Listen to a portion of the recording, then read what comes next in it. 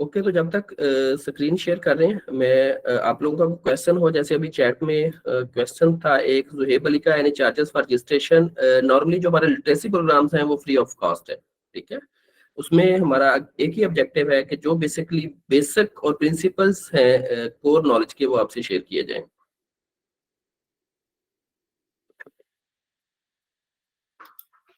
Over to you sir. Okay, can you see the screen, all of you? No sir. Okay, now I think so you'll be able to see.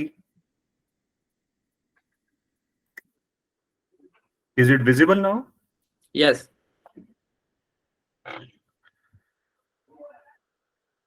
All right, so that's good. So first of all, welcome all of you in this short session on the data science and its application in the business world. So in order to proceed this session, what I would like, so I just want your interaction in this session as well, because this is important here. So many of you might have heard this word before, the data science. It's an application in the business world. So I want your input as well while we are moving forward, so that I can understand what is your current understanding about the data science, and what is you anticipating about this particular topic. So depending upon your interest. So इसमें यही मेरी request है कि आप जब ये session चलेगा तो उसमें आई नीड योर फीडबैक कि आप डाटा साइंस को अभी have you started learning the data science, और अभी प्लान कर रहे हैं, या कोई आपने बिगिनिंग लेवल पे इस पे कुछ कोर्सेज लिए हुए हैं. So I just want your input as well, so that मैं आपको जो है वो इन एन एफिशिएंट वे आपको गाइड कर सकूं कि इस फील्ड में आपके फ्यूचर के हवाले से क्या क्या अपॉर्चुनिटीज हैं.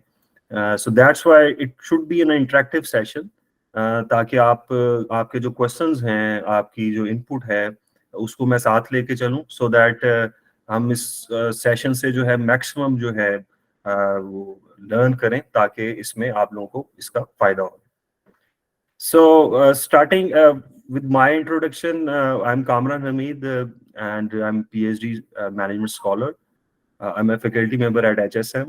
So these are the some trainings and certificates which I have obtained. So these the list has been given to you, and there are some clients of mine to whom I have been providing training and consultancies. So this is my brief introduction. So starting with the concept of the data science. So if I ask you what is your understanding, anyone who wants to initiate your current understanding, what is the data science, so that I'll take from your input that and your current understanding about the data science, and we move forward. So anybody, any volunteer who wants to describe what is data science? So sorry, because I cannot see all of you. I can only see the slides. So again, the purpose is that to get your feedback as well and your current understanding. What do you feel that if you don't have heard this word before? So what is your uh, basic understanding of the data science? If someone asks you what is data science, so what would be your response? Tax professional, you have raised your hand. Do you have any question, or you want to add something? Okay, chale, no worries. If there is some might be connectivity issue as well, might be many students who wants to discuss. So let's start from the very basics of the data science. So you can say that initially data science is a mixture of programming, the mathematics and algorithms and domain knowledge. देखिए एक चीज यहीं पे start पे आप चीज जरा clear कर लें, लेटर ऑन इसमें हम थोड़ा सा डिटेल में डिस्कस भी करेंगे.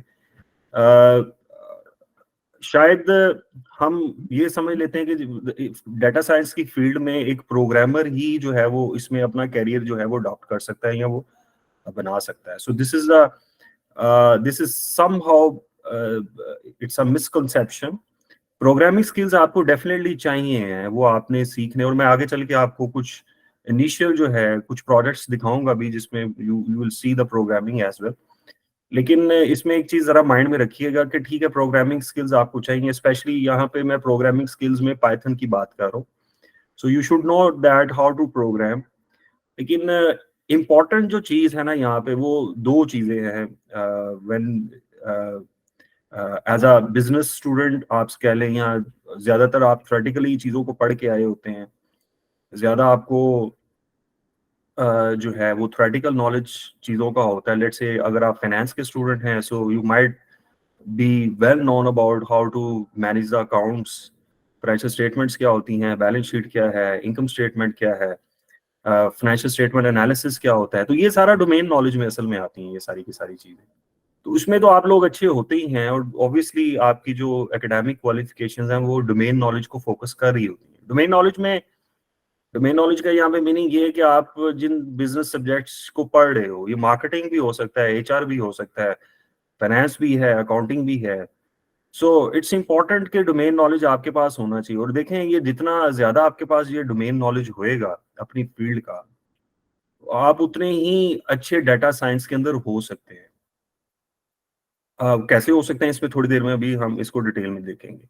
देखिए, ये डायरेक्टली इंटीग्रेट कर रहा है मैथमेटिक्स स्किल्स के साथ। और यहाँ पे स्टैटिस्टिक्स लिखा तो नहीं हुआ, मैथमेटिक्स और स्टैटिस्टिक्स आप इसको कह सकते हैं। It's a mixture of mathematics and statistical skills. तो स्टैटिस्टिक्स के जो स्किल्स हैं, these are very very vital. मुझसे अक्सर स्टूडेंट्स पूछते हैं कि sir how we can be a good data scientist. तो उसमें सबसे इम्पोर्टेंट जो चीज है, और स्टैट्स आप लोगों ने पढ़ा होता है, और यहाँ पे जो मैं जिस स्टैट की बात कर रहा हूँ वो you know that there are two main branches of statistics. एक है आपकी इन्फ्रेंशियल स्टैटिस्टिक्स और एक आपकी डिस्क्रिप्टिव स्टैटिस्टिक्स है। जो किताबों में हम स्टैट्स पढ़ते हैं, फॉर एग्जांपल आपने इंटर किया है या आप ग्रेजुएशन कर रहे हैं, तो आप लोगों ने स्टैट्स पढ़ी हुई है।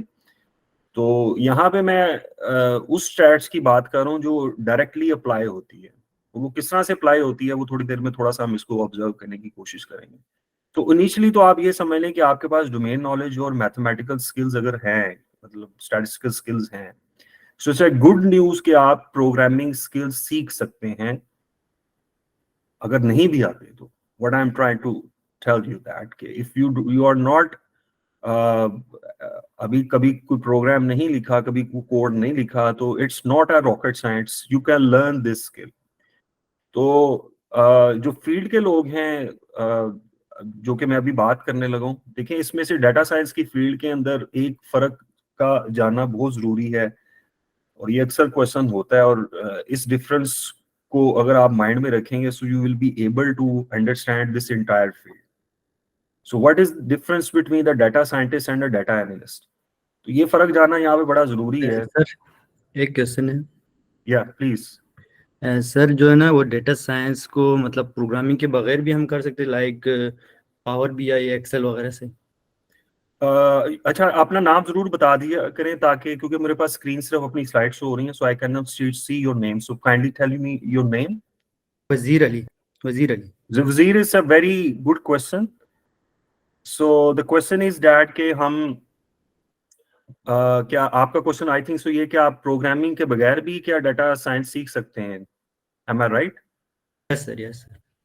देखिए, जो प्रोग्रामिंग स्किल्स हैं अक्सर स्टूडेंट्स इससे थोड़ा सा ना खौफजदा हो जाते हैं। जहां तक पावर बीआई की बात है और एक्सेल की बात है, ये टूल्स तो आपको बहुत सारे एक्सपर्ट्स मिल जाएंगे फील्ड के जो आपको ये चीजें सिखा देंगे। अब दुनिया बड़ी ट्रांसफॉर्म हो चुकी है।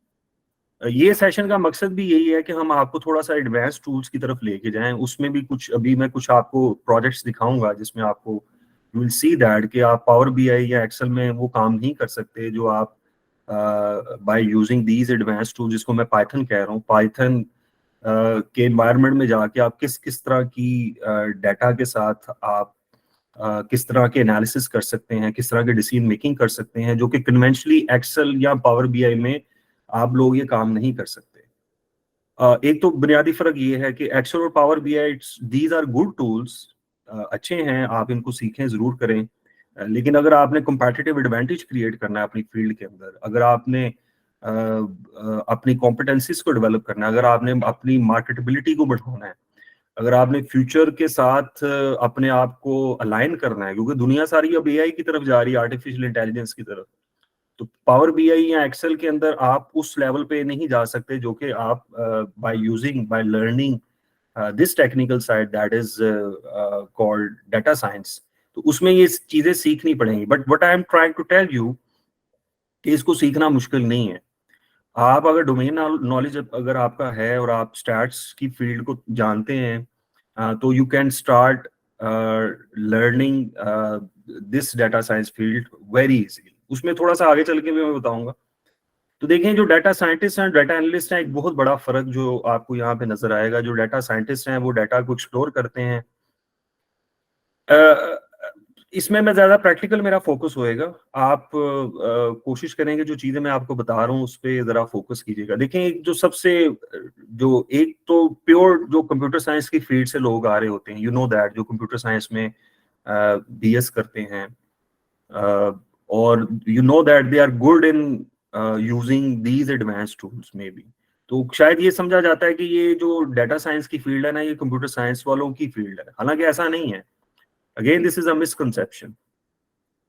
जो डाटा एनालिस्ट हैं वो कंप्यूटर या कंप्यूटर साइंस की बैकग्राउंड से अगर कोई स्टूडेंट आ रहा है तो जरा विजुलाइज करो इस चीज को।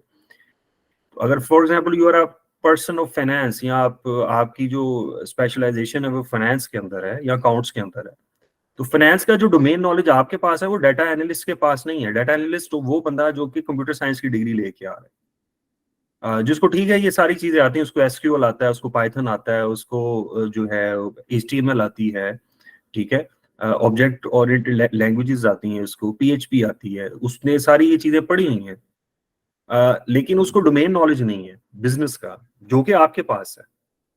सो जो डाटा साइंटिस्ट है, I am talking about the data scientist, ये वो लोग हैं जिनको डोमेन नॉलेज भी होता है।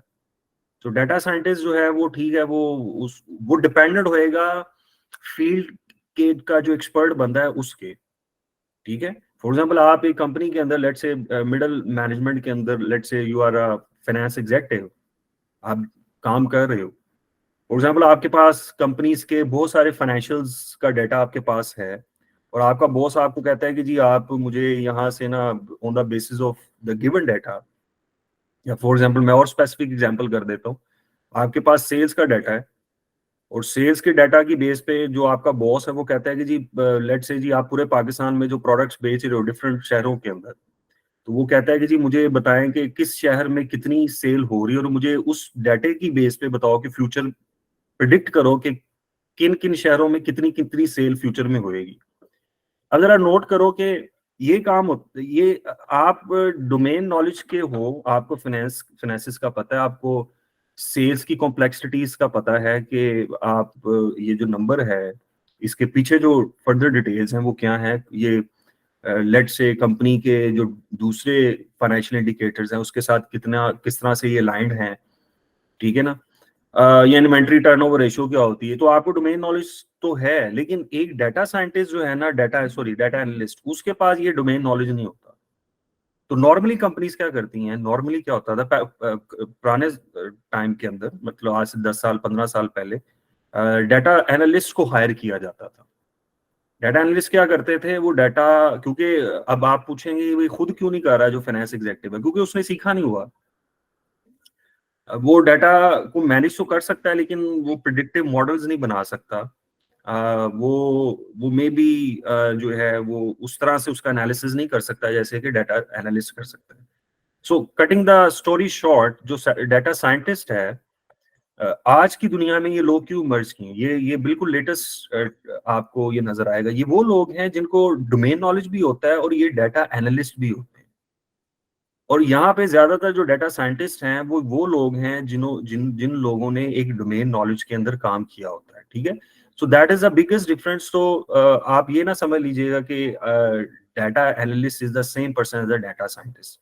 तो अगर आप डोमेन नॉलेज से अगर आ रहे हो, आपने फाइनेंस के अंदर एक ग्रेजुएशन किया है, for example specialization in finance, तो अगर आप प्रोग्रामिंग सीख जाते हो तो आप असल में डाटा साइंटिस्ट बनेंगे, ना कि डाटा एनालिस्ट होंगे, क्योंकि आपको एक डोमेन नॉलेज का पता होगा।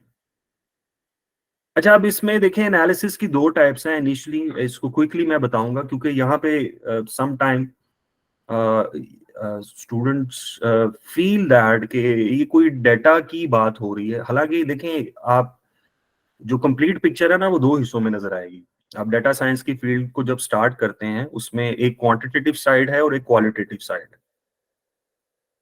देखिए क्वांटिटेटिव साइड, जैसे यहाँ पे आपको एक you can see that example is given that for example sales का आपको डेटा नजर आ रहा है, आपको मंथ्स नजर आ रहे हैं और सेल्स नजर आ रही हैं। अगर मैं आपसे ये कहूँ फॉर एग्जांपल जी इस सेल का मीन एवरेज निकाल लो।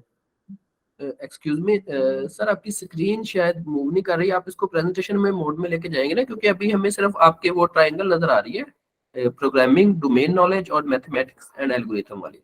मैं दोबारा शेयर करूं, शायद फिर शो हो जाए। नहीं, अब स्विच हो गया, आप इसको प्रेजेंटेशन मोड में ले जाएं प्लीज। जी अब नजर आ रहा है? जी, डाटा साइंस 5 की डिफरेंसेस बिटवीन डाटा साइंस ये आ रहा है। क्योंकि स्लाइड में चेंज कर चुका हूं, सो मे बी अब देखेंगे एनालिसिस में आपको क्वांटिटेटिव और क्वालिटेटिव। जी, यस। ऑलराइट। सो एनालिसिस दो तरह के होते हैं, क्वांटिटेटिव है और एक क्वालिटेटिव एनालिसिस है। So when it comes to the quantitative analysis, so for example, the sales is given to you, and if someone asks you to apply some statistical operation on the data, for example, हम कहते हैं इसका mean निकाल दो, इसकी standard deviation calculate कर दो, इसका कोएफिशिएंट ऑफ वेरिएशन कैलकुलेट कर दो, तो ये चीजें आपने पढ़ी हुई हैं। आप एवरेज सेल कैलकुलेट कर सकते हैं। तो कैसे एवरेज सेल कैसे कैलकुलेट होती है quantitatively? If I ask you from the audience, anyone, stats तो पढ़ी है ना सबने?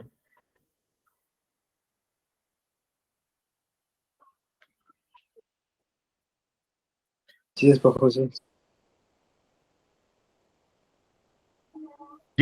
ऑब्वियसली आप सेल्स के टोटल जो मंथ्स की सेल्स हैं उसको आप ऐड करेंगे और टोटल ऑफ मंथ्स पे, ये बड़ी सिंपल सी मैं एग्जांपल देके समझा रहा हूँ।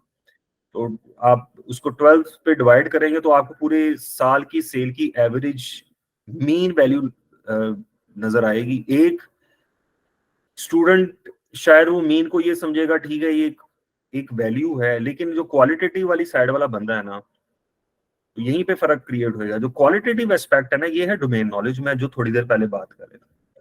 तो अगर एक लेट्स से सेल डिपार्टमेंट का जो हेड है, अगर उसने ये एनालिसिस किया है कि जी एवरेज सेल इतने लेट्स से 9 मिलियन की है या जितने भी है, उसका एवरेज पॉइंट जो भी आता है उसमें कैलकुलेट होता है, तो वो उसको किसी और तरह से नंबर्स को अपनी डोमेन नॉलेज के हिसाब से इंटरप्रेट करेगा। तो ये माइंड में रखिएगा कि डोमेन नॉलेज में आप क्वालिटेटिवली चीजों को कैसे एक्सप्लेन करते हैं। मीन वैल्यू असल में रिप्रेजेंट कर रही है कि पूरे साल में आपकी ऑन दी एवरेज सेल की वैल्यू ये रही थी। तो इसकी बेस पे आप एंटिसिपेट करोगे कि शायद दिसंबर के बाद जो अगला महीना स्टार्ट होएगा जनवरी का, उसमें भी एवरेज सेल इतनी हो सकती है। और क्यों हो सकती है, इसका आंसर आपको क्वांटिटेटिव वैल्यूज नहीं दे रही होती। ये इंपॉर्टेंट चीज है। फॉर एग्जांपल आपने कहा कि जी मीन वैल्यू है let's say $8,000, let's say for example. अब $8,000 होएगी किस तरह से नेक्स्ट मंथ में, इसके जो मार्केट के डायनामिक्स हैं, कस्टमर कौन है, उनके डेमोग्राफिक्स क्या हैं, कहाँ पे रह रहे हैं, उनका इनकम लेवल क्या है, वो इस डाटा के अंदर शो नहीं हो रहा। ये उसको पता है जो फील्ड का बंदा है। सो क्वालिटेटिव एक्सपेक्ट के अंदर जब आप जाते हो तो आपको डोमेन नॉलेज जितना ज्यादा होएगा, आप डाटा को उतना अच्छा इंटरप्रेट कर सकते हो। सो डाटा इन इटसेल्फ जो है वो तो नंबर बता रहा है ना, नंबर के पीछे की जो स्टोरी है ना वो आपको पता होगी जिसके पास डोमेन नॉलेज है। सो डाटा का, इस वजह से हम कहते हैं डाटा का जो एनालिसिस है वो क्वांटिटेटिव और क्वालिटेटिव दोनों को मिला के हम करते हैं। सो दैट्स व्हाई जो डाटा एनालिस्ट है वो शायद स्टैट्स के डिफरेंट टूल्स तो अप्लाई कर दे, लेकिन उसकी इंटरप्रिटेशन नहीं कर पाएगा, उसका क्वालिटेटिव एस्पेक्ट सिर्फ डोमेन नॉलेज का बंदा बता पाएगा। सो दिस इज इंपॉर्टेंट कि आपने एनालिसिस में ये नहीं समझ लेना कि सिर्फ क्वांटिटेटिव एनालिसिस होते हैं। शायद मुझे स्टैट आती है तो मैं अच्छा डाटा साइंटिस्ट बन जाऊंगा, नॉट नेसेसरली। आपको फील्ड या डोमेन नॉलेज का पता होना जरूरी है।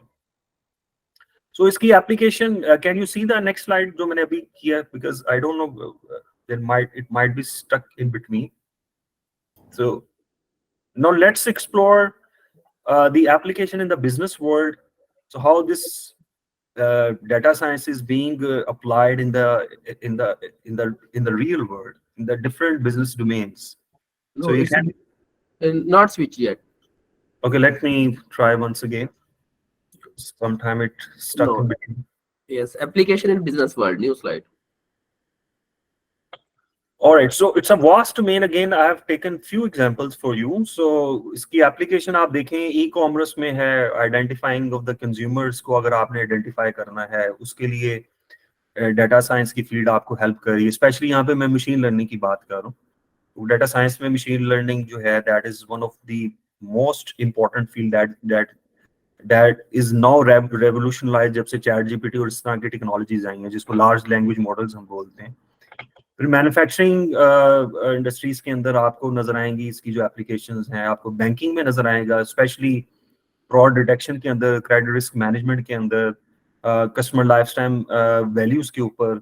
हेल्थ केयर में एआई का बहुत ज्यादा जो है वो एप्लीकेशन आपको नजर आएगी। फॉर एग्जांपल कैंसर की डायग्नोसिस की जो डिफरेंट स्टेजेस होती हैं, वहां पे मशीन लर्निंग एल्गोरिथम्स जो हैं वो हॉस्पिटल्स को हेल्प आउट कर रहे हैं कि आप किसी क्रॉनिक डिजीज के डाटा की बेस पे आप प्रिडिक्ट करें कि ये क्रॉनिक डिजीज फ्यूचर में किस तरह की शेप ले सकती है और कितनी रैपिडली ये चल सकती है।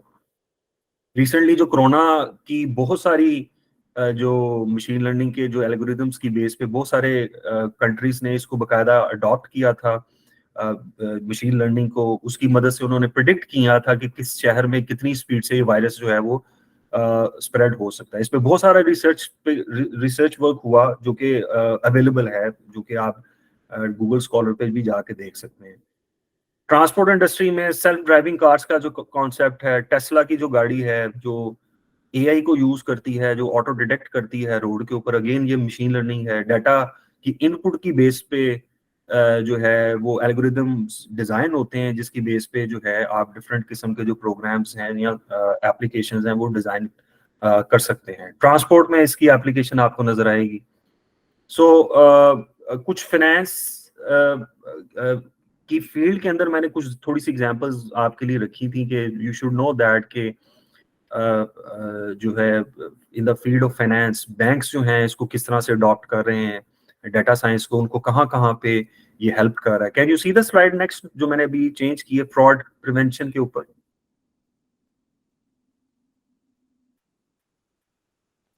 No, sir.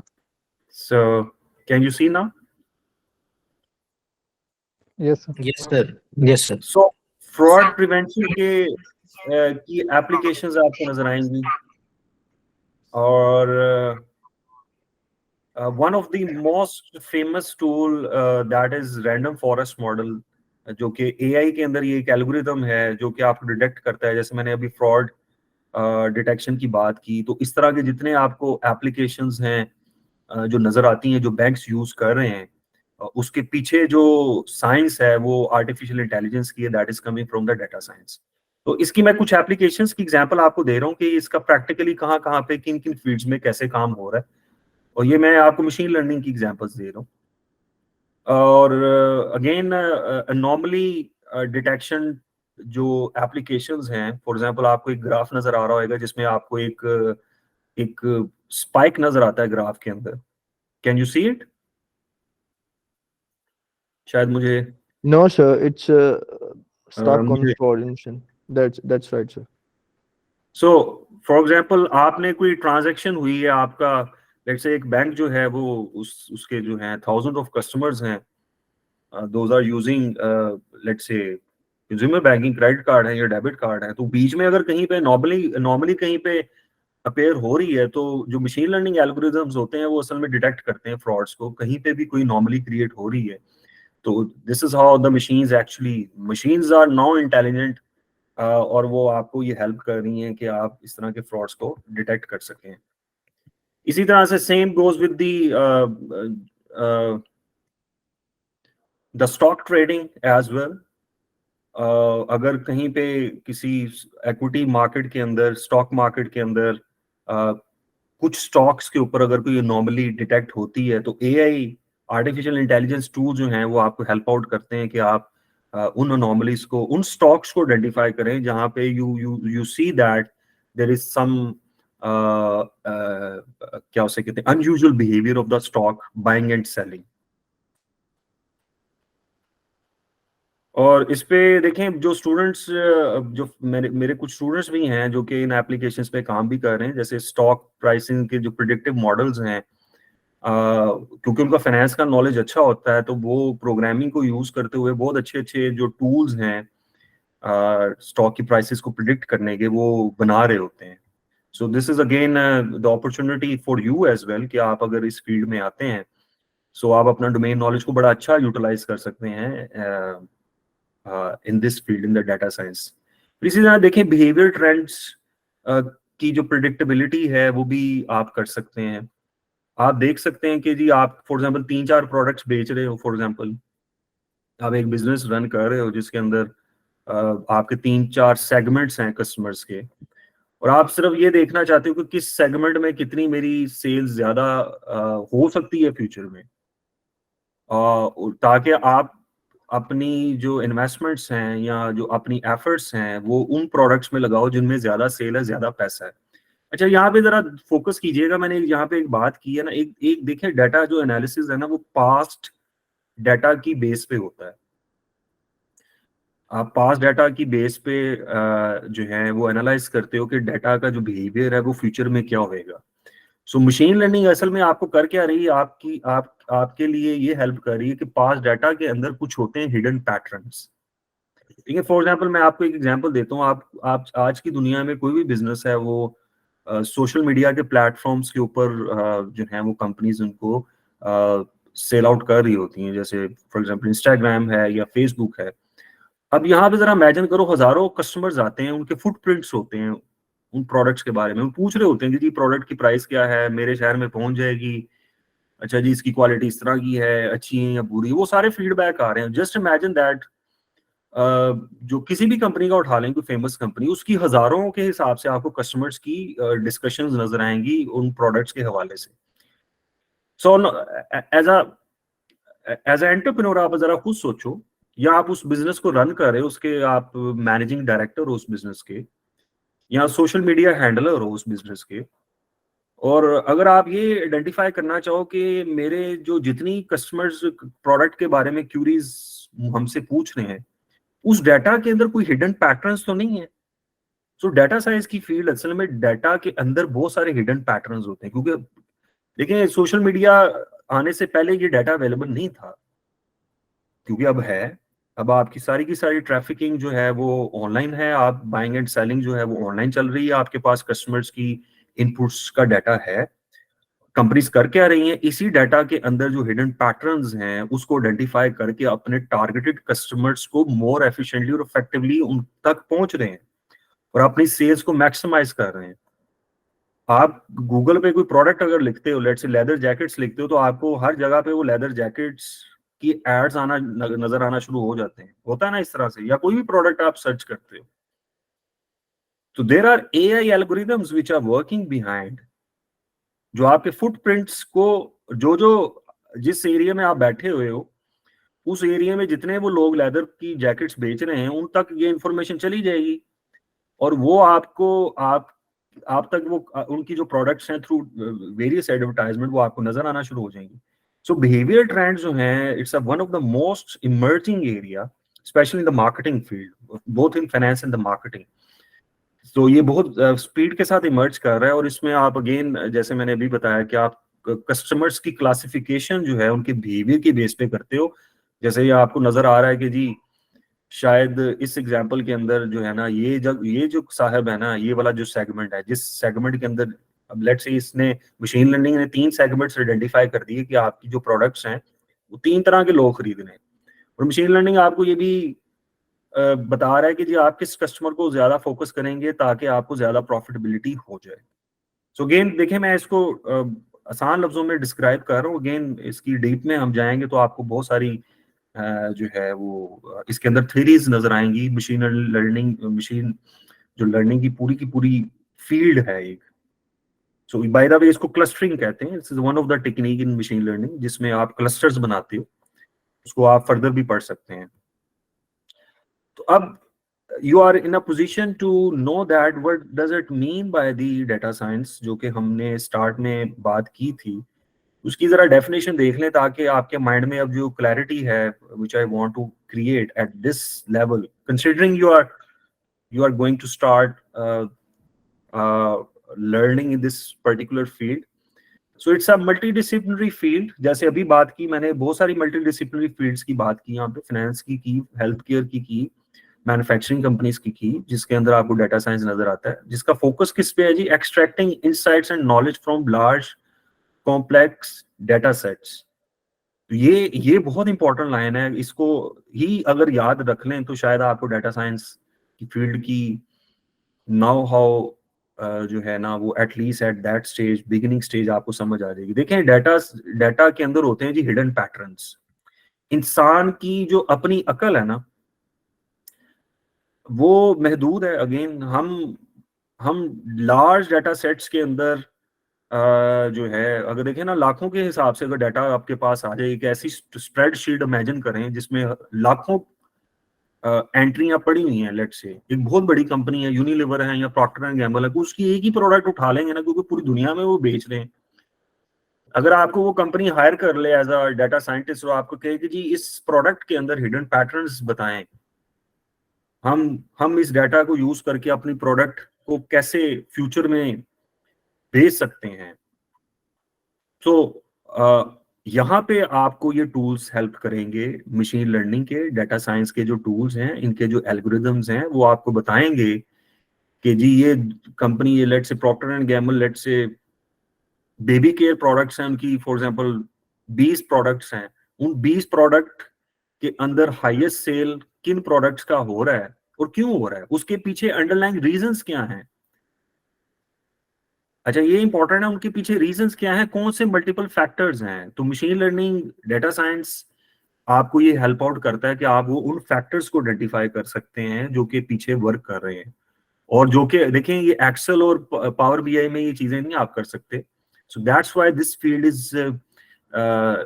is being one of the revolutionized field in the business world, कि इसको यूज करके कंपनीज कितने बड़े स्ट्रेटेजिक डिसीजंस जो हैं वो ले रहे हैं।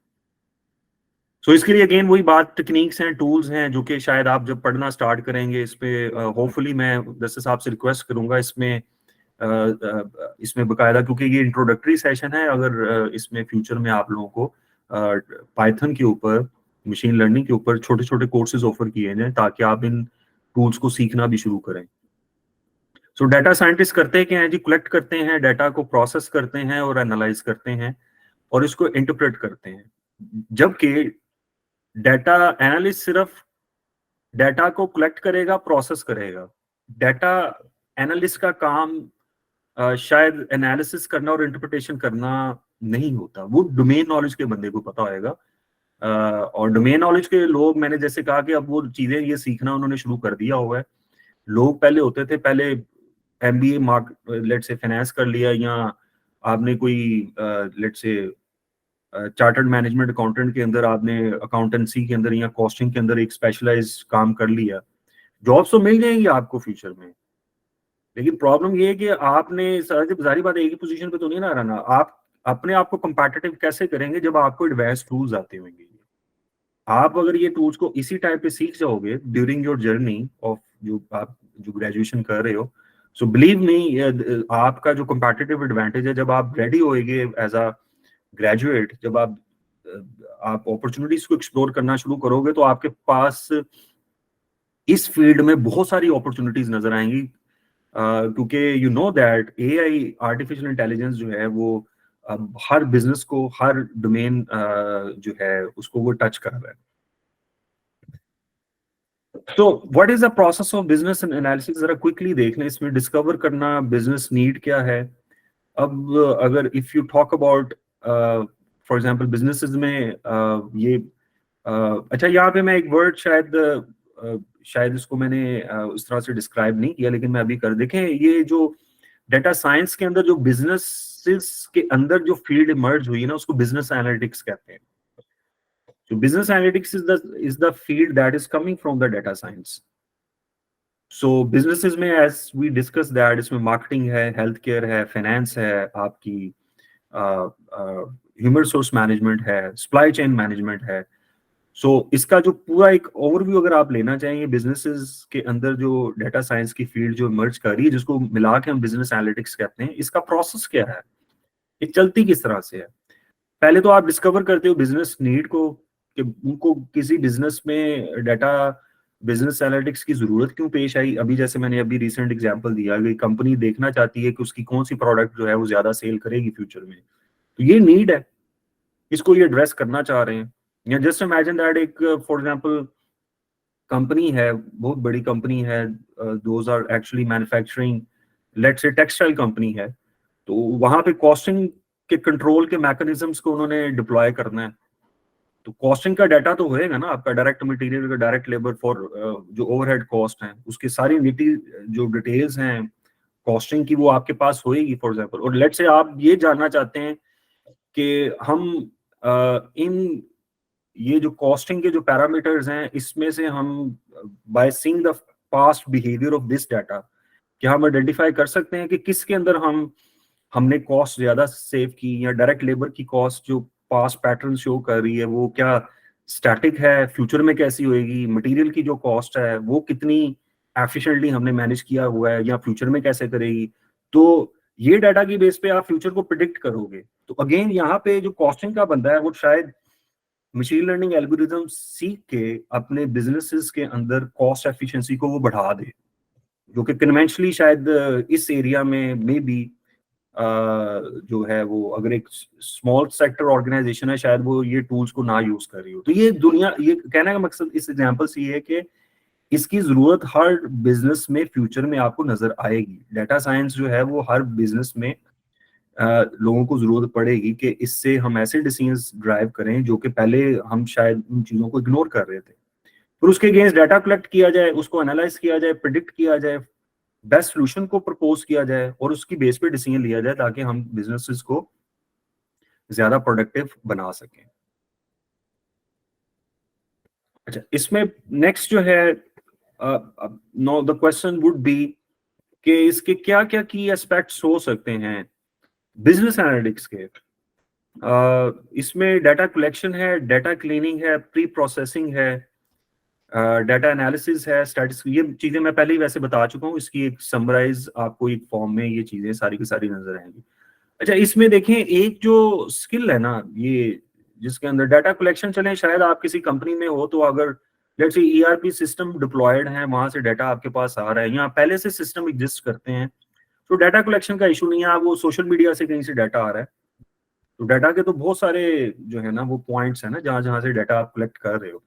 एक कंपनी के अंदर फाइनेंसेस हैं, आप फाइनेंशियल स्टेटमेंट्स प्रिपेयर कर रहे हो, तो डाटा कलेक्शन का प्रोसेस शायद इतना आपके लिए इशू नहीं है. ये तो ऑर्गेनाइजेशंस मेंटेन कर रही होती हैं, उनके जो डेटाबेसेस हैं. जो बिजनेस एनालिटिक्स की फील्ड है ना, वो स्टार्ट होती है डाटा क्लीनिंग से. तो पहला जो स्किल आप लोग सीखोगे, डाटा को क्लीन कैसे करना है, उसकी रोज और कॉलम्स को कैसे मैनेज करना है, मिसिंग वैल्यूज क्या होती हैं, आउटलायर्स क्या होती हैं. जिन्होंने स्टैट्स पढ़ी हुई है तो शायद इन्होंने ये कहीं ना कहीं थोड़ा बहुत ये काम किया हो, ये कि मिसिंग वैल्यूज क्या हैं, आउटलायर्स कैसे देखे जाते हैं, डाटा के अंदर कोई इनकंसिस्टेंसीज हैं, कोई मिसिंग वैल्यूज हैं, उनको कैसे फिल आउट करना है. तो पहला जो स्किल आप सीखें, और it's a very easy skill. कभी कोई भी आप डाटा साइंस का कोर्स लोगे ना, तो पहला आपको शायद यही चीज सिखाई जाती है कि डाटा को क्लीन कैसे करना है. उसके बाद आता है आपका एक्सप्लोरेटरी डाटा एनालिसिस. इसमें शायद मैं अभी टाइम मिलेगा तो मैं आपको ईडीए जिसको बोला जाता है, इसमें मैं आपको दिखाऊंगा कि आप जो बिग डाटा है, big data again we are not talking about the small data. Small data तो आप एक्सेल और उसके भी मैनेज कर सकते हो पावर बीआई पे. I am talking about the जिसमें बिलियंस की जो है वो आपके पास इनपुट्स हैं डाटा की. तो क्या आप सिंगल क्लिक पे ऐसे डैशबोर्ड्स बना सकते हो जिसके अंदर पूरा का पूरा आपका डाटा समराइज फॉर्म में आ जाए? तो exploratory data analysis the second skill, and इस पे असल में आप लोगों ने मास्टरी क्रिएट करनी होती है। इसमें आप डाटा के पैटर्न्स को आइडेंटिफाई करते हो, जो मैं अभी थोड़ी देर पहले बता रहा था। तो ये डाटा एनालिसिस की का एक एस्पेक्ट है।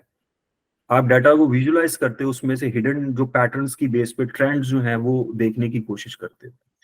तो मैं आपको शायद अभी दिखाऊंगा कि आप इसमें जो पाइथन के ऊपर by writing few lines of code, कुछ कोड्स लिख के आप किस तरह से पूरे के पूरे डाटा जो आपके पास डाटा की इनपुट्स हैं उसको किस तरह से आप विजुअलाइज कर सकते हो। उसके बाद स्टैटिस्टिकल एनालिसिस है। ईडीए के बाद आपने जो सेकंड जो स्किल है that is the analysis. Again मैं जैसे बता चुका हूँ, दो डोमेन्स हैं। डिस्क्रिप्टिव से ज्यादा इंपॉर्टेंट है इन्फ्रेंशियल स्टैटिस्टिक्स। इन्फ्रेंशियल स्टैटिस्टिक्स के जो स्किल्स हैं वो आपके बहुत प्रोमिनेंट होने चाहिए, और मैं रिकमेंड करूंगा जो स्टूडेंट्स डाटा साइंस के अंदर आना चाह रहे हैं, बिजनेस एनालिटिक्स में आना चाह रहे हैं, बिजनेस एनालिटिक्स में आने के लिए वो स्टैट्स को पढ़ना शुरू कर दें। आपको बहुत सारे कोर्सेज फ्री यूट्यूब पे मिल जाएंगे। अच्छा कोर्स ले लें जो आपको बेसिक जो स्टैट्स है, मैं फिर कह रहा हूँ ये वो वाली स्टैट नहीं जो हम किताबों में पढ़ते हैं। Here I am talking about the applied statistics. आप डाटा की जो इंटरप्रिटेशंस हैं रिग्रेशन की, और उसकी जो जी टेस्ट क्या होते हैं, टी टेस्ट क्या होते हैं, ठीक है, उसकी जो इंटरप्रिटेशंस हैं इन अ प्रैक्टिकल वे, वो आप करना सीखें। ना कि सिर्फ वो जो क्वेश्चंस को सॉल्व कर देना और उसके वो नहीं, वो बात नहीं कर रहा। वो ठीक है, एकेडमिक स्टडीज के लिए आप करते हो, एक्सरसाइज के क्वेश्चन सॉल्व कर रहे हो, लेकिन यहाँ पे we are talking about the real time application. ये डाटा नॉर्मली डिस्ट्रीब्यूटेड होने का मतलब क्या है इसका, व्हाट डज इट मीन। जैसे स्टैट्स के अंदर आप नॉर्मल डिस्ट्रीब्यूशन का कॉन्सेप्ट पढ़ते हो, उसका मतलब क्या है, सैंपल साइज क्या होता है, डाटा और सैंपल में क्या फर्क होता है, ठीक है। तो ये छोटे छोटे कॉन्सेप्ट इन्फ्रेंशियल स्टैटिस्टिक्स में, हाइपोथेसिस टेस्टिंग क्या होती है, ठीक है। तो ये चीजें आपको, जी स्कोर क्या होता है, टी स्कोर क्या होता है, तो ये चीजें आपने सीखनी है अगर आप इस बिजनेस एनालिटिक्स में आगे आना चाह रहे हैं। So this is a core skill, और ये एक ऐसा स्किल है जो ओवरलैप करेगा सारे के सारे जो मैंने अभी यहाँ पे आपके सामने लिखे हैं। फिर you will be able to learn the machine learning. Machine learning comes at the and.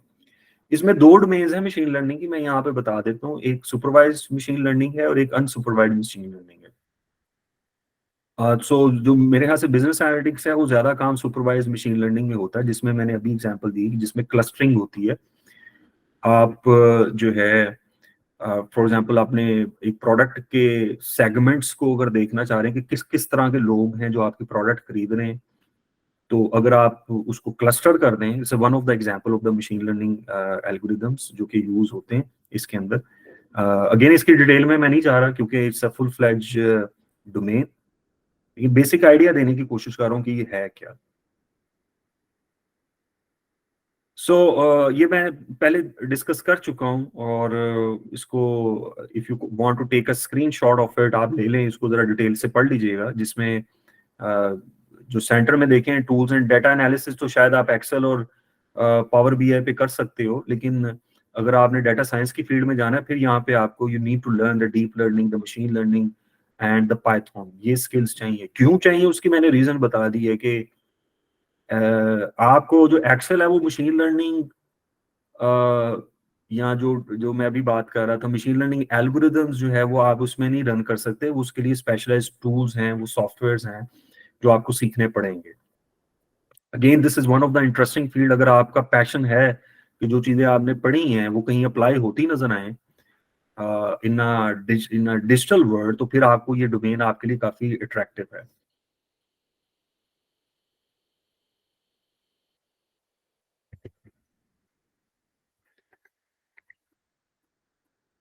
ये मैं बता चुका आपको ऑलरेडी कि इसमें आपको डिस्क्रिप्टिव और इन्फ्रेंशियल स्टैटिस्टिक्स के जो स्किल्स हैं वो रिक्वायर्ड होंगे in order to be a good business analytics.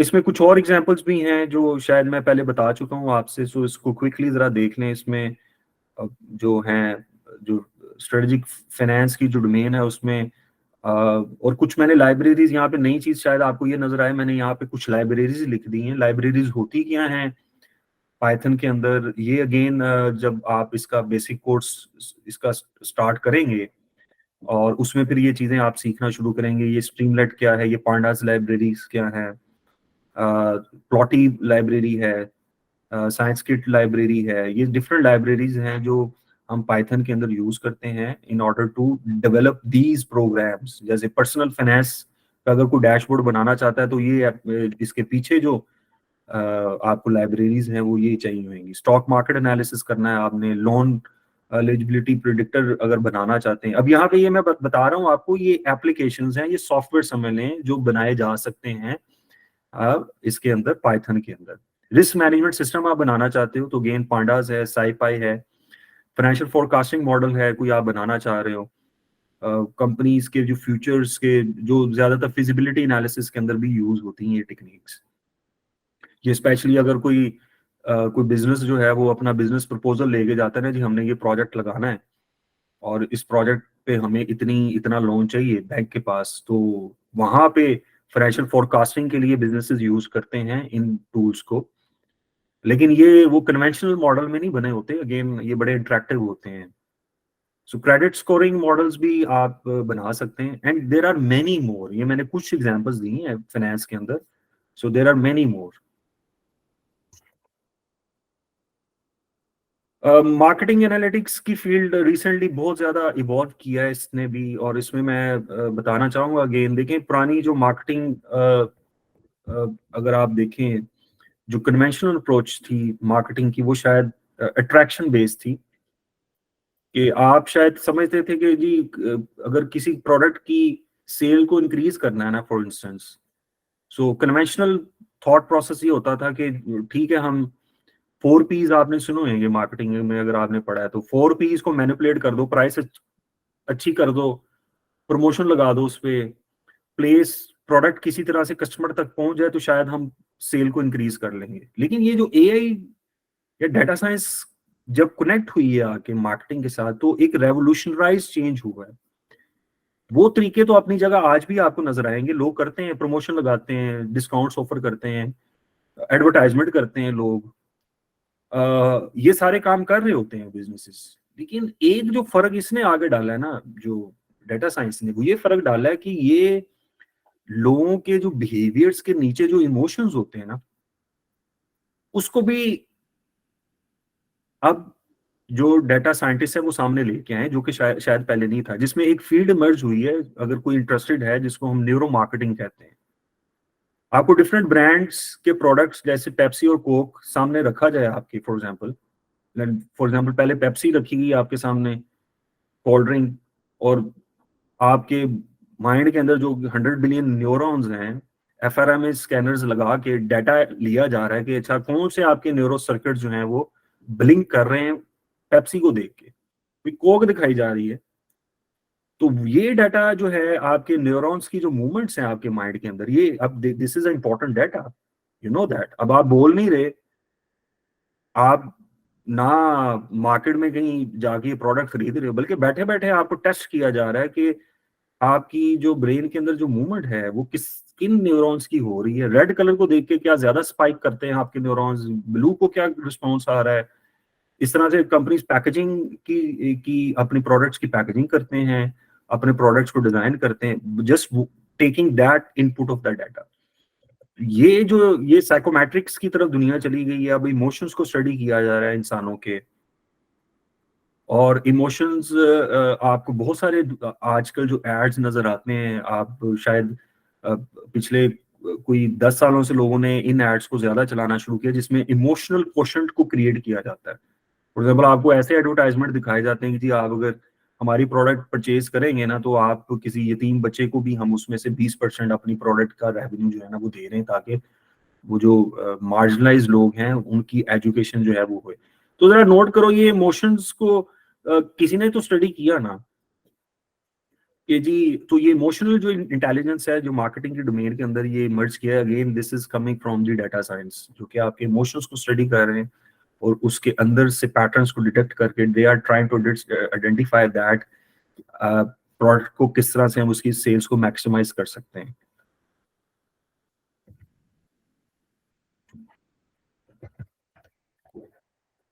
तो जिसको हम अट्रैक्शन बेस कहते हैं, तो टेम्पटेशन से हम अट्रैक्शन की तरफ चलेंगे। अब जितनी मार्केटिंग की फील्ड है वो अट्रैक्शन को देख रही है, जिसको मैंने इमोशंस कहा, ना कि आपकी जो है वो लॉजिकल थिंकिंग पे फोकस किया जा रहा है। बहुत सारे इसमें ऐसी चीजें शायद मैं टाइम की कमी होने की वजह से शायद स्किप भी कर रहा हूँ, लेकिन नो वरीज सर हम इसको सेंटिमेंट एनालिसिस कह सकते हैं?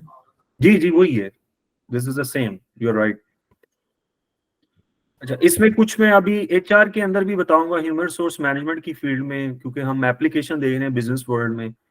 सो क्विकली इसमें देखें, ह्यूमन जो कॉम्पिटेंसीज और स्किल्स हैं, उसके पीछे बहुत सारे फैक्टर्स होते हैं ऑर्गेनाइजेशंस के। आप लोगों ने एचआर अगर पढ़ा है तो उसमें ऑर्गेनाइजेशन का कल्चर है, सैलरी है, मतलब टेंजिबल एंड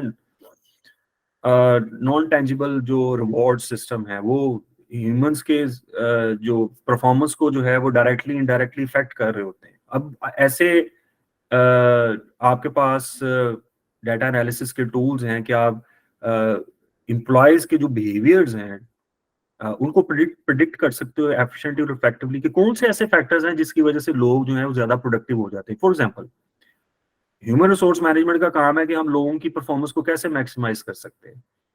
अब ये डिसीजन है, अब डिसीजन कहाँ से लेके आना है हमने, by using the AI tools, data science tools. तो इसको भी ऑर्गेनाइजेशंस जो हैं टूल्स को यूज कर रही हैं in order to see that कि ऐसे कौन से फैक्टर हैं। देखें, रिसर्च ने ये बात साबित की है कि सिर्फ सैलरी बढ़ा के आप टेंजिबल रिवॉर्ड्स बढ़ा के एम्प्लॉय की परफॉर्मेंस को इंक्रीज नहीं कर सकते।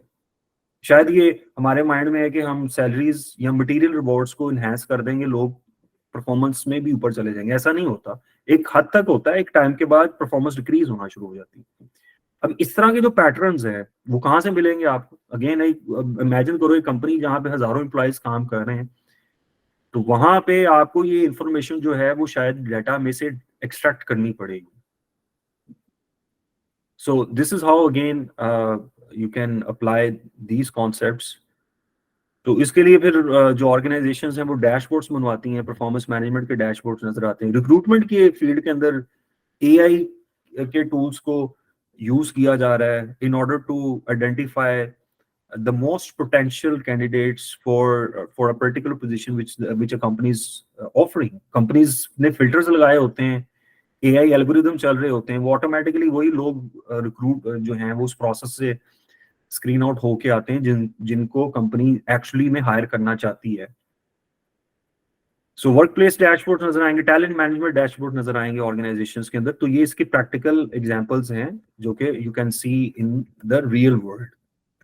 अच्छा, और इसमें मैं डिटेल में नहीं जा रहा अभी। इसके अंदर जो डाटा साइंस का लाइफ साइकिल है, जरा इसको दोबारा रिफ्लेक्ट कर लें, जितनी मैंने अभी डिस्कशन की है वो ये थी that you can see that question से देखें, डाटा साइंस का जो स्टार्टिंग जो लोग इसमें आगे जा सकते हैं उनमें एक एबिलिटी होनी चाहिए टू रेज द क्वेश्चंस। अब आप शायद सोच रहे हैं तो ये कोई इसमें क्या, why this skill is most important, ये क्वेश्चन रेज करना, ये माइंड में रखिएगा। ये ज्यादा मैं बात करूं सेल्फ रिफ्लेक्शन की। देखिए, क्यूरियोसिटी जब तक आपके अंदर नहीं है, फॉर एग्जांपल आप फाइनेंस पढ़ रहे हो और आपके माइंड में कहीं ये क्वेश्चंस तो होने चाहिए ना कि हाँ, ये जो मैंने फाइनेंस पढ़ी है सारी की सारी, ये ऑर्गेनाइजेशंस में बैंकिंग सेक्टर में कैसे अप्लाई हो रही है, टेक्सटाइल कंपनीज में कैसे हो रही है, सीमेंट सेक्टर में कैसे हो रही है, और इन सेक्टर्स में अगर ये अप्लाई हो रही है तो ये जो कंपनीज हैं ये किस तरह से डाटा साइंस से हेल्प ले रहे हैं to make their decisions more effective and more efficient. फिर आपने इससे आगे क्वेश्चंस करेंगे, अच्छा अगर लेट्स से बैंकिंग सेक्टर है वो अप्लाई कर रहा है इसको, तो किस तरह से कर रहा है। सो ये आपकी अपनी क्वेस्ट है, ये माइंड में रखिएगा, आपकी ये अपनी क्वेस्ट है। और ये फील्ड के अंदर से आप जितने क्वेश्चंस अपने आप से पूछेंगे तो उतने ही आपने जो फ्यूचर में अपने जो गोल सेट किए हुए हैं, आपने अपने जो प्लान्स सेट किए हुए हैं, उतना ही वो रियलिस्टिक होंगे, क्योंकि आप उन प्रॉब्लम्स को जानने की कोशिश कर रहे हो जो कंपनीज रियली फेस कर रही हैं, रियल टाइम फेस कर रही हैं, क्योंकि डाटा साइंस उनको हेल्प कर रहा है to make their decisions efficient. और ये सारे नहीं कर रहे क्योंकि आपने ये सीखना है, तो ऑटोमेटिकली आप उनसे एक स्टेप तो आगे सोच रहे हो ना। जरूरी नहीं है कि जो डिग्री प्रोग्राम्स में आप रजिस्टर्ड हो आपको जो नॉलेज दिया जा रहा है वो इंडस्ट्री में भी वही नॉलेज की जरूरत है। तो इंडस्ट्री में तो मॉडर्न टूल्स यूज हो रहे हैं, इंडस्ट्री तो देख रही है कि जी हमें कौन सा स्टूडेंट ऐसा है जो आके हमारे एग्जिस्टिंग प्रॉब्लम्स को in a more creative and more innovative way solve करेगा। So that's why you are raising the questions and you are trying to explore the field, you are trying to visualise. Again जब आप company में चले गए हो तो आपने data को किस तरह से विजुअलाइज कर रहे हो, किस तरह से उसकी रैंगलिंग कर रहे हो, जिसकी मैंने डाटा क्लीनिंग की बात की। फिर दूसरी स्टेज पे आपको शायद कुछ रिफ्लेक्शन ग्राफिकल डेमोस्ट्रेशन की नजर आए, यहाँ जहाँ पे जिसकी मैं स्टैट्स की बात कर रहा था।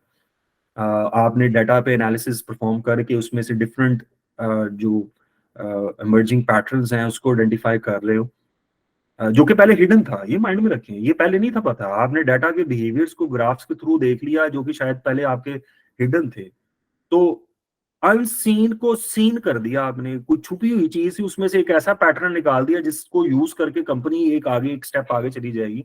और तीसरी चीज को मिस नहीं करना, that is the business acumen, domain knowledge, जो मैंने स्टार्ट में कहा, story telling. You should be presentable. आपने एक जितने मर्जी आप डाटा साइंस को अच्छा बिजनेस एनालिटिक्स को सीख जाएं, if you are not good presenter, if you are not good in storytelling, you should know that how to articulate your arguments or to convince your boss. हो सकता है आपका boss कहे यार मुझे तो नहीं चाहिए आपको, मैंने अकाउंटेंट हायर किया, अब मुझे क्रिएटिव सॉल्यूशंस मुझे नहीं चाहिए, मुझे तो मशीन लर्निंग की जरूरत नहीं है। तो आप उसके लिए शायद ना कर रहे हो, लेकिन आप अपनी जॉब की एफिशिएंसी तो इंक्रीज कर लोगे ना।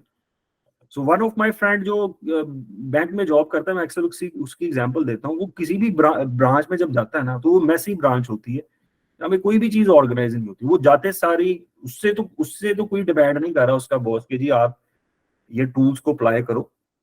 वो अपनी जॉब को आसान करने के लिए, एफिशिएंट करने के लिए इन टूल्स को अप्लाई करता था और अपनी जिंदगी को आसान कर लेता था। नो दिस, आपने ये क्वेश्चंस पूछने हैं कि आपने अपने आप को अगर ऑर्गेनाइजेशन नहीं भी डिमांड कर रही है आपसे, so no worries, you make your work more efficient and more effective. अच्छा, इसकी डिटेल में आगे नहीं मैं जा रहा। अब आपने करना कि अब आप पाइथन को इंस्टॉल करेंगे। पहला तो मैं आपको आई रिकमेंड, और मैंने जैसे कहा कि इस पे कंपनी के साथ मैं अभी उनसे रिक्वेस्ट करूंगा कि आपको इस पे मुदस्सिर साहब से कि जी आपको कोई इनिशियल इस पे कुछ ट्रेनिंग सेशंस जो है वो डिजाइन करके दें, ताकि आप एक चीज माइंड में रखिएगा। देखिए डाटा साइंस और इस प्लेटफॉर्म से क्यों करेंगे आप, मैं उसका बता देता हूँ कि अगर दस्तर साहब इसको आगे लॉन्च करते हैं इसकी सर्टिफिकेशन, उसकी एक देखें बुनियादी रीजन वो मैं आपको बता दूं। आप अभी जाएं यूट्यूब पे देखें कोर्सेज, आपको डाटा साइंस के तो बहुत सारे मिल जाएंगे, बिजनेस एनालिटिक्स में नहीं मिलेंगे, क्योंकि बिजनेस एनालिटिक्स में डोमेन नॉलेज वाले लोग कम नजर आएंगे आपको जो डाटा साइंस सिखा रहे हो। ये बुनियादी फर्क है और ये नीश है, ये इस पे आपको कंटेंट जो है वो नहीं मिलेगा। सो आपको फॉर एग्जांपल आप देखना चाहते हो कि जी जो फाइनेंशियल एनालिटिक्स है उस पे आपको कोई कोर्सेज मिल जाए, मिल भी जाएंगे, आई एम नॉट सेइंग दैट, लेकिन इतने ज्यादा नहीं मिलेंगे जितने दूसरी आपको डाटा साइंस के अंदर मिलेंगे। सो दैट्स व्हाई आप इन कोर्सेज को स्पेशलाइज्ड ट्रेनिंग इंस्टीट्यूट से लें, दोज हु नोज दैट कि ये प्रैक्टिकली ये जो टूल्स हैं डोमेन नॉलेज के साथ कैसे इंटीग्रेटेड है। So that is the unique combination जो आपने माइंड में रखना है। Okay, sir. There is a question in chat. Yeah. Question है मुबश्शिर हबीब का।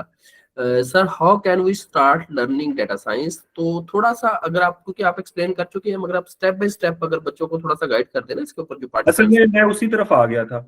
ऑलराइट, उसी तरफ हम मूव कर रहे थे और क्विकली मैं जो है ना इसी पे ले जाता हूँ। ओके। अच्छा देखिए, डाटा साइंस का जो स्टार्टिंग जैसे मैं शुरू में बता चुका, पहले तो देखें आपने डाटा साइंस के लिए आपने पाइथन का टूल है जो कि आप वहां से स्टार्ट लेंगे। और पाइथन के अंदर अगेन इसमें जो मैं रिकमेंड करता हूँ, बहुत सारे आपको इसमें जो है वो लैंग्वेज मॉडल मिलेंगे, लेकिन मैं VS कोड को रिकमेंड करता हूँ। विजुअल स्टूडियो कोड है जो प्लेटफॉर्म है जो प्रोग्रामर्स यूज करते हैं। अगेन देखें, ये एक चीज जरा माइंड में रख लीजिएगा स्टार्ट में मैंने ये बात बताई थी, और जिन स्टूडेंट्स ने इस बात को कहीं अपने माइंड में रख लिया है ना, तो शायद उनका फेयर खत्म हो चुका होगा कि डाटा साइंस की फील्ड के अंदर वो लोग ज्यादा कामयाब हैं जिनके पास दो बड़े 3 स्किल्स हैं इनफैक्ट, प्रोग्रामिंग का, डोमेन नॉलेज और स्टैटिस्टिक्स। तो मैंने कहा था कि जी डोमेन नॉलेज और स्टैटिस्टिक्स के स्किल्स अगर आपके पास हैं ना, तो प्रोग्रामिंग के नहीं भी हैं तो कोई प्रॉब्लम नहीं है, बल्कि एडवांटेज है उसका। स्टैट्स आती है, आपको बेसिक मैथ्स पढ़ा होता है सबने, और डोमेन नॉलेज है। फॉर एग्जांपल आप फाइनेंस के अंदर स्पेशलाइजेशन कर रहे हो, अब फाइनेंस के अंदर आप एक लेट से आप पहले तो आपके अंदर अपनी क्यूरियोसिटी होगी कि जी यार मैं स्टॉक एक मैं क्यों ना एक पाकिस्तान स्टॉक एक्सचेंज का जो डाटा है उसको यूज करके एक डैशबोर्ड बनाऊं जो कि स्टॉक की प्राइसेस को प्रिडिक्ट करे। पहले तो ये सोचना पड़ेगा, ये इन्विजन करना पड़ेगा आपको। तो क्योंकि फिर वहां से आप सोचना शुरू करोगे, अच्छा यार ये काम जो है ये कहाँ कैसे मैं कर सकता हूँ, फिर आप आओगे इस तरफ प्रोग्रामिंग की तरफ। क्योंकि क्वेश्चन तो आपने रेज कर दिया कि मैं अपना ही क्यों नहीं बना लेता, या क्रिप्टो करेंसी है वो उसका क्या मैं प्रिडिक्टिव मॉडल बना सकता हूँ, या कोई और है, कोई और लेट्स से करेंसी है, या डॉलर की प्राइस को अगर आप उसका एक प्रिडिक्टिव मॉडल बनाना चाहें, या चैट जीपीटी जैसा एक मॉडल आप बनाना चाहते हो, अपना एक लार्ज लैंग्वेज मॉडल जो कि लोग बना रहे हैं आजकल, इट्स अ वेरी। तो पहले तो क्वेश्चंस रेज करें, आपने डाटा साइंस यूज कहाँ कैसे करना है। तो जब आप क्वेश्चन इस तरह के जब आप ये क्वेश्चन स्टार्ट कर दोगे पूछना, तो फिर आपके अंदर एक डिजायर क्रिएट होएगी कि हाँ यार मुझे ये फील्ड में जाना है। फिर आपने उसका जो स्टार्टिंग पॉइंट है, जैसे मैंने कहा कि आपने पाइथन सीखना है। Python is a programming language. अगर आप मुझसे पूछो तो पाइथन के लिए कोई भी आपको कोई टेक्निकल नॉलेज नहीं चाहिए, थोड़ा सा मैथ पढ़ा और आपने स्टैट्स का आपका नॉलेज है, so you will be able to learn the data science. तो पाइथन के जो स्किल्स हैं वो आपको चाहिए, पाइथन की प्रोग्रामिंग जो है वो आपको चाहिए, जिसमें मैंने रिकमेंड कर दिया कि आपने VS कोड से स्टार्ट करना है। और अगेन देखें इसमें एक क्योंकि देखें again this is a introductory session, तो बहुत सारी चीजें शायद आपको समझ भी ना आ रही हो। सो एक जो ट्रैप है ना जिसमें आपने फंसना नहीं है, वो समटाइम स्टूडेंट्स को समझ नहीं आता कि बहुत सारे आपको ऐसे कोर्सेज मिल जाएंगे पाइथन के ऊपर जो बिल्कुल स्क्रैच से स्टार्ट करवाएंगे, जो कि जरूरी हैं। आई am not saying that, but the thing is that after learning the Python, आपने एक कोर्स स्टार्ट किया, लेट्स से कोई यूडमी से कोर्स मिल गया आपको, या यूट्यूब से आपने कोर्स स्टार्ट कर दिया, आपने 6 माह का एक ट्रेनिंग प्रोग्राम ले लिया, 8 माह पढ़ लिया, लेकिन डाटा साइंस की बेसिक्स आपने, पाइथन की बेसिक्स तो सीख ली, प्रोग्रामिंग सीख ली, लेकिन आपने कोई रियल टाइम प्रोजेक्ट नहीं किया, और रियल टाइम प्रोजेक्ट बेस्ड आपको कोर्सेज नहीं मिलते। अब होता है कि आपकी प्रोग्रामिंग स्किल्स तो डेवलप होगी, फिर आप 6 माह 7 माह बाद कहते हैं यार मैंने प्रोग्रामिंग तो नहीं मैंने सीखनी थी, मैंने तो जो मेरा डोमेन नॉलेज था मैंने उसको अप्लाई होते देखना था, मैंने तो स्टॉक मार्केट के प्रेडिक्शन के मॉडल बनाने थे, मैंने तो डैशबोर्ड क्रिएट करना था कॉस्टिंग का, जी कंपनी रियल टाइम अपनी raw material, direct labour, overhead की कॉस्ट को वो वॉच करी हो, रियल टाइम डाटा आ रहा हो। लेकिन यार ये काम तो मैंने किया ही नहीं है। या फाइनेंशियल स्टेटमेंट एनालिसिस, या बैलेंस स्कोर कार्ड आप लोग पढ़ते हो जिसमें क्वांटिटेटिव और क्वालिटेटिव इंफॉर्मेशन जाके क्लब होती है, आप तो इस तरह के सॉल्यूशंस बनाना चाह रहे थे, इस तरह की एप्लीकेशंस बनाना चाह रहे थे, लेकिन वो तो की ही नहीं है। You getting my point? तो पाइथन की प्रोग्रामिंग सीख के आप ये क्रिएट नहीं कर सकते। तो करना क्या है अब, इसका आंसर क्या है? पाइथन वहां से सीखनी है आपने जहां पे डोमेन नॉलेज का कोई बंदा होएगा। फॉर एग्जांपल आपको कोई ये सिखाए कि प्रोजेक्ट बेस्ड प्रोग्रामिंग, यानी कोई प्रोजेक्ट की बेस के ऊपर आपको प्रोग्रामिंग सिखाई जाए, ना कि सिर्फ स्क्रैच से। वो स्क्रैच भी कर लें, ये नहीं मैं कह रहा, अक्सर स्टूडेंट कहते हैं कि शायद उसकी ठीक है जरूरत है, आपको ऑपरेटर्स यूज करने आने चाहिए पाइथन के अंदर, आपको डिफरेंट जो फंक्शंस हैं, प्रिंट फंक्शंस क्या होते हैं फॉर एग्जांपल, या डिफरेंट लाइब्रेरीज हैं, पांडास हैं, वो ठीक है करें, उसको यूज करें, लेकिन प्रोजेक्ट बेस्ड, वो किसी प्रोजेक्ट के अंदर रियल टाइम प्रोग्रामिंग करके आप उसका जो है वो इंटरफेस देख रहे हो, फिर आप ताकि आपको पता चले यार जो चीज मैं पढ़ रहा हूँ ना वो किसी प्रोडक्ट की शेप के अंदर आ रहा है। So initially you need to learn Python, और पाइथन के अंदर मैंने जैसे बता दिया आपको, मैंने VS कोड को रिकमेंड किया है, और उसके प्री रेक्विजिट मैंने बता दिया स्ट्रैट का नॉलेज और डोमेन का नॉलेज। ये 3 चीजें हैं जो आपने माइंड में रखनी है। और पाइथन के बेनिफिट्स क्या हैं, आप क्यों पाइथन क्यों कि फ्यूचर लैंग्वेज। देखें अभी से स्टार्ट कर दें, थोड़ा थोड़ा सीखना शुरू कर दें। You are young all of you, तो कोई टाइम अभी नहीं गुजरा, फ्यूचर इसी चीज का है। It's a very promising future. थोड़ा थोड़ा स्टार्ट करेंगे तो आप machine learning, predictive analysis, advance analytical tools, ये आपके लिए पीस ऑफ केक बन जाएंगे। लेकिन इसका ट्रैप में नहीं ना आ जाइएगा। सिर्फ प्रोग्रामिंग नहीं सीखनी आपने। और याद रखें एक चीज और मैं आपको बता दूं, बिजनेस एनालिटिक्स के अंदर डोमेन नॉलेज और स्टैटिस्टिक्स का नॉलेज 70% है, 70% आपको ये पता होना चाहिए, और सिर्फ 30% प्रोग्रामिंग है। यानी कि प्रोग्रामिंग नहीं भी आती तो कोई प्रॉब्लम नहीं है। नहीं भी आती का मतलब यहाँ पे ये कि आपने प्रोजेक्ट बेस्ड काम करना है। आप डाटा एनालिस्ट नहीं हो कि आपको किसी ने हायर किया जी हमारे डाटा के अंदर जो है ना जरा उस गाइड कर दें कि इसमें मशीन लर्निंग एल्गोरिथम्स लगा के हम फ्यूचर को फोरकास्ट करना चाहते हैं। आपका काम ये नहीं है।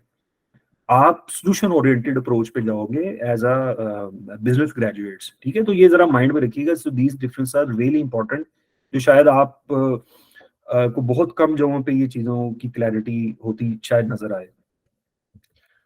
और इसमें Sir, जी जी there is a question from Fiaz Mirza. Is Python the only tool where we can avail this facility, or there are some other tools available? Python is a language, in fact. Python is a language. There are multiple tools through which you actually use the Python programming. जैसे मैंने बताया VS code जो है one of the platform जिसपे Python आप programming की एक language का नाम है। असल में ये टूल नहीं है, ये लैंग्वेज है। किन टूल्स पे इसको यूज किया जाता है, जिसमें मैंने VS कोड की बात की, इसके अलावा जुपिटर नोटबुक है, ठीक है ना, जुपिटर लैब है, बहुत सारे प्लेटफॉर्म्स हैं जहाँ पे आप पाइथन प्रोग्रामिंग को जो है वो यूज करते हो। तो आपने असल में अपने माइंड में ये रखना है कि जी हमने पाइथन प्रोग्रामिंग सीखनी है। उसके टूल्स तो बहुत वेरियस हैं, बहुत सारे प्लेटफॉर्म्स हैं जिसपे आप ये सीख सकते हैं। सो मेरे ख्याल से मैं क्वेश्चंस भी ले लूं, क्योंकि मैंने फिर आपको एक थोड़ा सा डेमो भी दे दूंगा, एक दिखा दूंगा आपको कि किस तरह से आप लार्ज डाटा सेट्स को किस तरह से इंस्टेंटली उसको विजुलाइज कर सकते हैं। शायद उसकी समझ ना आए, लेकिन I just give you a demonstration of it. Yes, yes. There is a question from Muhammad Bilal. Ji Bilal.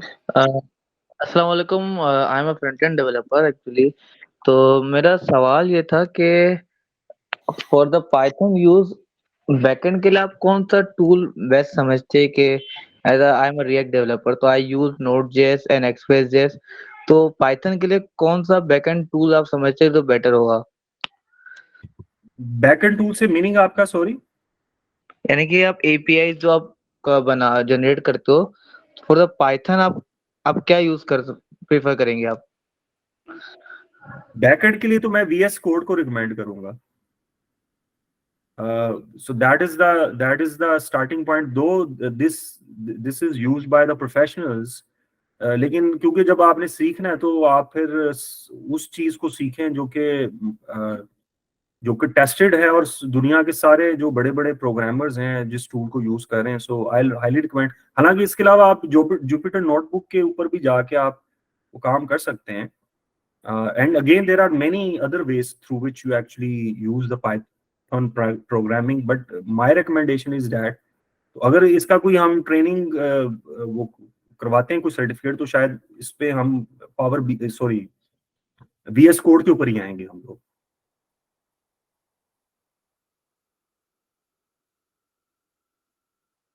Ji, any other question? जी, is there any other question? Assalamu alaikum, sir. Myself Uzair Ahmed.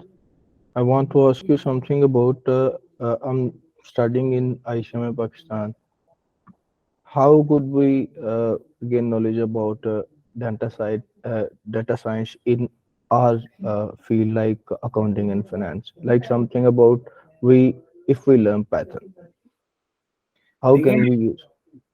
देखिए, I have given few examples already, and इसकी जो data science की जो field है, as I discussed before that, कि ये हर field के अंदर इसने जो है ना इमर्ज होना है। जैसे अभी मैं कुछ एग्जांपल्स दे रहा था, जैसे मैंने बैलेंस स्कोर कार्ड की भी बात की, वन ऑफ द प्रोजेक्ट जिस पे मैं आजकल काम भी कर रहा हूँ, मुदस्सिर साहब से भी मैंने डिस्कस किया था। सो देखें, अब यू नो दैट आपने स्ट्रेटेजिक मैनेजमेंट पढ़ेंगे आगे जाके, जहाँ पे फाइनेंस और जो आपकी जो बिजनेस स्ट्रेटजी है या स्ट्रेटेजिक मैनेजमेंट इमर्ज होता है आगे। सो मे बी एडवांस कोर्सेज में आगे आप जाके पढ़े वहाँ पे, शायद वहाँ पे ये आइडिया आपको थ्योरेटिकली तो आप पढ़ लेंगे अगेन आपने, क्योंकि कोर्सेज को भी पास करना होता है, लेकिन जो प्रैक्टिकल वर्ल्ड के जो इश्यूज हैं, जैसे I been working with one company to whom we are actually going to give a solution, जिसके अंदर जो बैलेंस स्कोर कार्ड है, बैलेंस स्कोर कार्ड का आप क्या कॉन्सेप्ट है। फॉर एग्जांपल अगर एक कंपनी का इन्वेंट्री टर्नओवर इंक्रीज कर रहा है, जस्ट पुटिंग एन एग्जांपल ताकि आपको समझ आ जाए, तो अगर इन्वेंट्री टर्नओवर इंक्रीज कर रहा है, इट मींस दैट कि कंपनी जो है वो अपना रॉ मटेरियल को फास्टली कन्वर्ट कर रहा है फिनिश गुड्स से और कैश में कन्वर्ट हो रहा है। ये रेशियो जितनी बेहतर होती है, ये प्रिडिक्ट कर रही होती है कि आपका जो इन्वेंट्री है वो क्विकली कैश में कन्वर्ट हो रहा है या रिसीवेबल्स में जा रहा है, उससे पैसे आ रहे हैं। अब देखो ये इंफॉर्मेशन जो है, ये शायद फाइनेंस के या अकाउंट्स के लोग इस इंफॉर्मेशन को क्वांटिटेटिवली तो ऐसे इंटरप्रेट करेंगे जैसे मैं कह रहा हूँ कि जी स्टॉक क्विकली कन्वर्ट हो रहा है कैश के अंदर, बिकॉज दिस रेशियो इंक्रीजिंग 5 साल का नजर आ रहा है हमें। लेट्स से ये रेशियो 2.1 थी, फिर ये 3.5 हो गई है, 4.5 समथिंग, तो ये इंक्रीज कर रहा है। लेकिन जो डाटा साइंटिस्ट है ना, वो जरा डिफरेंट तरीके से देखेगा, वो कहेगा कि जी there are some qualitative aspects as well. जैसे मैंने कहा ना, डोमेन नॉलेज का बंदा, अब वो कहेगा कि जी इसके पीछे इन्वेंट्री टर्नओवर बढ़ी है ना, तो there might be the employ motivation. जो देखो, जो सेल टीम्स हैं जो जाके मार्केट के अंदर वो प्रोडक्ट बेच रहे हैं, उनका तो नाम कहीं पे भी नहीं आया। सो अकाउंट्स और फाइनेंस शायद हमें इसी वजह से आप आईसीएमए की फील्ड के अंदर आपको सारे डोमेन नॉलेज आपको सब फील्ड्स बिजनेस का दिया जाता है, ताकि आप सारे नॉलेजेस को इंटीग्रेट करें। जैसे balance score card is the one tool जिसके अंदर आप इंटीग्रेट कर रहे होते हैं। एक इंफॉर्मेशन आ रही है एम्प्लॉय सेटिस्फेक्शन से और एक इंफॉर्मेशन आ रही है आपकी इन्वेंट्री टर्नओवर से। तो देयर एनी रिलेशनशिप? अगर फॉर एग्जांपल आपका बॉस या जिस कंपनी में काम कर रहे हैं वो आपको कहता है कि यार ठीक है इन्वेंट्री टर्नओवर बढ़ रहा है, लेकिन इसके साथ एसोसिएटेड फैक्टर्स कौन से हैं, तो ये मशीन लर्निंग एल्गोरिथम्स होंगे जो पीछे आपको बताएंगे कि जी कंपनी के अंदर क्योंकि पिछले साल इन्वेंट्री टर्नओवर एज एक्सपेक्टेड नहीं बढ़ा, हम 2.5 से उसको 3 परसीव कर रहे थे, तो 3 तो नहीं हुआ, 2.8 हुआ है, चलो बढ़ तो गया, लेकिन शायद लगता है कि क्योंकि अब मैं आपको समझाने के लिए एग्जांपल बना रहा हूँ, क्योंकि हमारा जो कस्टमर है ना उसका सेगमेंट चेंज हो रहा है, उनकी एज ब्रैकेट चेंज हो रही है, तो हमें क्योंकि एज ब्रैकेट चेंज हो रही है तो हमें अपनी सेल टीम को ट्रेनिंग करवानी चाहिए, ताकि अब ये एचआर के लोग बात कर रहे हैं, एचआर की डोमेन और दूसरी तरफ फाइनेंस की है। तो ट्रेनिंग के बाद इन्वेंट्री टर्नओवर अब हम देखेंगे कि क्या ये 3 से ऊपर गया कि नहीं गया। So after giving them the training, तो एम्प्लॉय मोटिवेशन ऊपर, जारी बात है आपने कस्टमर्स को ज्यादा अच्छे तरीके से समझ लिया सेल्स टीम ने। अब वो जो उनका जो टारगेट दिया गया था, जब उन्होंने हिट किया कस्टमर्स को जाके आफ्टर ट्रेनिंग, तो ट्रेनिंग का रिजल्ट क्या आया, आपकी इन्वेंट्री टर्नओवर बढ़ी, लेकिन सिर्फ रेशो देख के नहीं आपको पता चल रहा। सो that's why I am saying that कि आपकी जो देखिए इट्स अ बिग फील्ड। आप ये तो मैंने अभी एक एग्जांपल आपके सामने रखी है। सो अगर आप डाटा साइंस की फील्ड के अंदर आप चले जाते हैं at that point, as you are mentioning that कि आपने अभी स्टार्ट लिया है, तो जो आपके सिंथेसिस स्किल्स है ना, कि information that is coming from that various functional units, कोई मार्केटिंग से इंफॉर्मेशन आ रही है, कोई फाइनेंस से आ रही है, कोई R&D से आ रही है, ये इंफॉर्मेशन आपस में क्लब होके सिंथेसाइज कैसे हो रही है और उसमें से मीनिंगफुल इंफॉर्मेशन कैसे ड्राइव हो रही है, ये डाटा साइंस आपको सिखाता है। और ऐसे हिडन पैटर्न्स आप उनकी बेसिस पे आप डिसीजन लेते हो जो कि कंपनीज को कहां से कहां ले जाते हैं। सो होपफुली इस एग्जांपल से कुछ आपको अंदाजा हुआ होगा कि so this field is Thank you very much, sir. Helping professionals. Yes, thank you. Okay, मैं यहाँ पे सर थोड़ा सा ऐड करना चाहूंगा उजैर आपके क्वेश्चन के अगेंस्ट ही।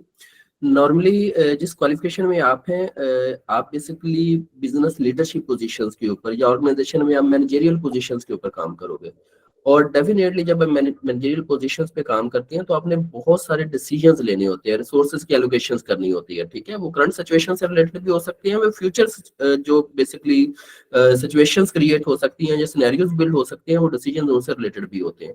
तो इन डिसीजंस में आपको सपोर्ट करने के लिए बेसिकली कौन सी टूल्स हेल्पफुल हो सकते हैं, ठीक है, जिसको हम नॉर्मली कहते हैं कि ये आपकी कंसेप्चुअल स्किल्स को बिल्ड करते हैं, ठीक है। और कंसेप्चुअल स्किल्स वो स्किल है जो टॉप लेवल पे सबसे ज्यादा यूज होती हैं और आपके लिए हेल्पफुल होती है, ठीक है। तो इसलिए बेसिकली क्योंकि आपने प्रिडिक्शंस करनी है, ट्रेंड एनालिसिस करने हैं, तो अगर आप ज्यादा इफेक्टिव टूल यूज कर रहे होंगे तो कंपैरेटिवली आप बेटर डिसीजन मेकिंग कर रहे होंगे और बेटर जो रिसोर्सेज की एलोकेशंस और बेसिकली जो किसी भी तरह का जो आपका रोल है उस रोल के अंदर रहते हुए आप ज्यादा इम्पैक्टफुल हो सकते हैं, ठीक है। तो इसलिए ये फील्ड बहुत इफेक्टिव है। All right, sir. Thank you. You are welcome sir, over to you. Okay, so Mudassir साहब, thank you very much. So conceptual skills शायद लोग इस स्टेज तक नहीं, दो स्किल्स तो लोग डेवलप कर लेते हैं, सही कहा सर ने कि आपके जो टेक्निकल स्किल्स हैं, जो डिग्रियां आपने लेनी है ग्रेजुएशन की, वो भी सबके पास वो डिग्री भी आ जाती है। ह्यूमन स्किल्स भी लोग डेवलप कर लेते हैं। तीसरा जो हाईएस्ट लेवल ऑफ स्किल है, that is the conceptual skills. और ये जो टूल्स हैं आपके कंसेप्चुअल स्किल्स को असल में जो है वो एनहांस कर देते हैं। अच्छा, आई जस्ट वांट कि आपको I just give you demo of few tools. बहुत सारे हैं, लेकिन इसमें व्हाट आई वांट कि आपको एक दो टूल्स मैं दिखा दूं जिसके अंदर यू जस्ट सी दैट के हम डाटा को किस तरह से एनालाइज कर सकते हैं। तो एक्सप्लोरेटरी डाटा के ऊपर मैं आपको एक छोटा सा इसमें एक दिखाऊंगा कि अगेन इसको देख के परेशान हो जाइएगा क्योंकि आपने अभी सीखा नहीं है इसको। तो मैं आपको कोर्स भी अगर कोई दिखाऊंगा तो आप इन चीज़ों को सीख सकते हैं। द ऑब्जेक्टिव वुड बी कि आपको थोड़ा सा इंटरेस्ट को एग्जाइट करना कि आप का अगर आप इंटरेस्ट लेंगे तो ये चीज़ें जो हैं, जैसे देखें ये इसका एनवायरनमेंट होता है। Can you see the screen?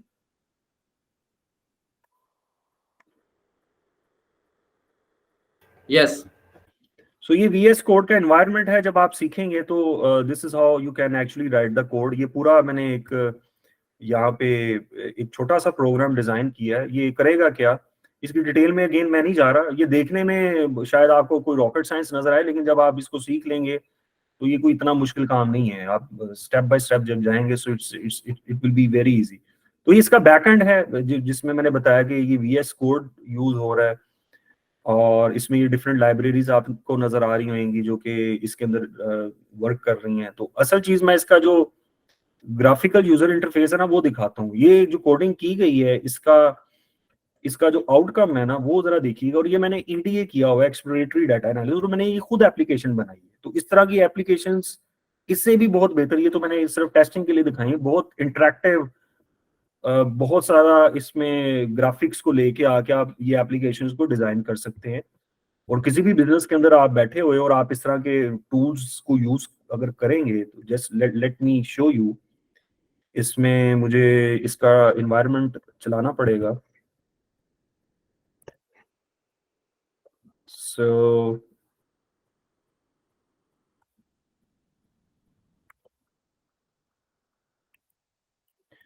कुछ आप इसका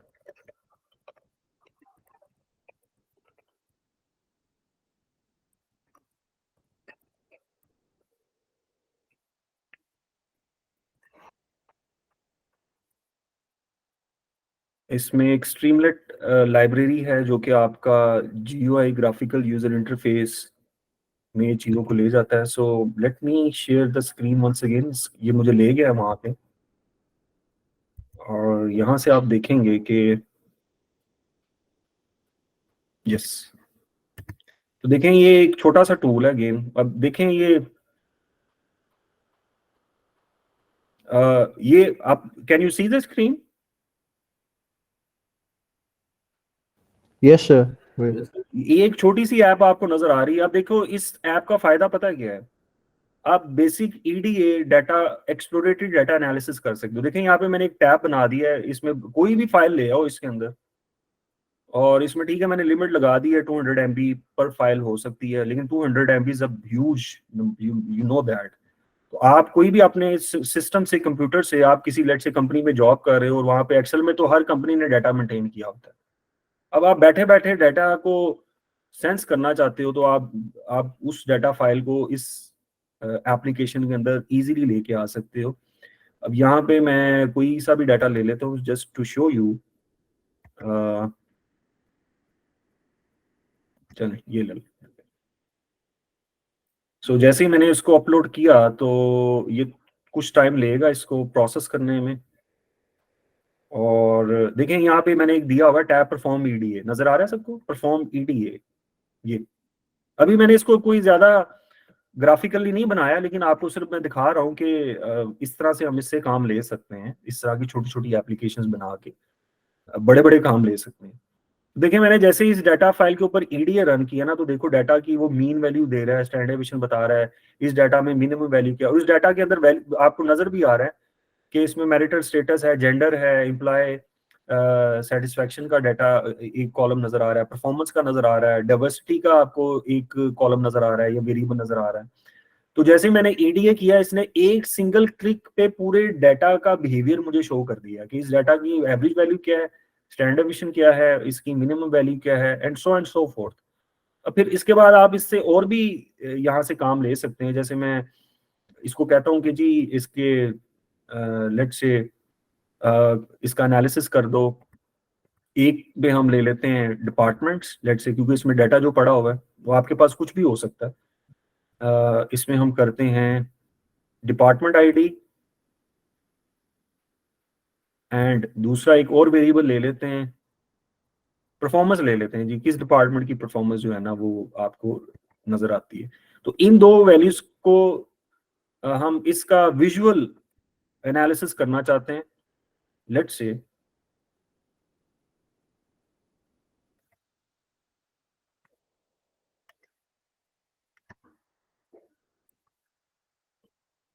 शायद अभी ये शो नहीं कर रहा, लेकिन ये नीचे इसके साथ ही वो ग्राफ्स भी बना देगा, शायद वो दूसरे मैंने एप्लीकेशन के अंदर इसको रखा हुआ है। सो लेट मी उसको देख लेता हूँ मैं अभी, लेट मी सी। दूसरी फाइल मुझे रन करनी पड़ेगी।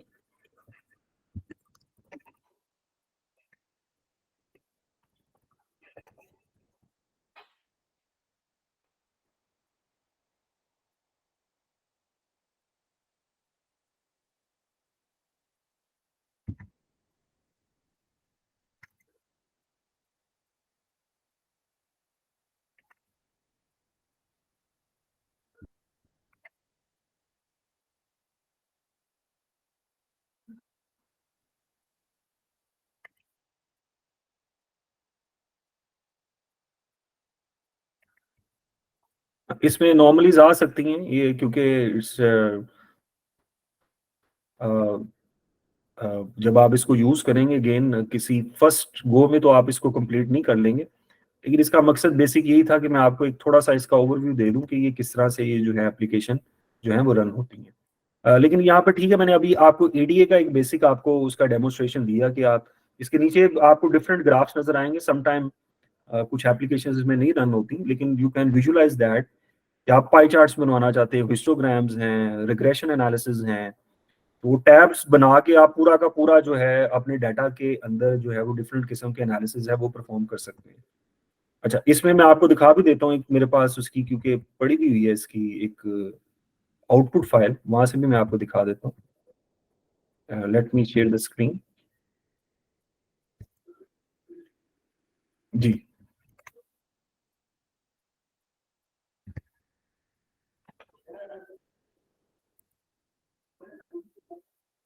Alright, can you see the screen?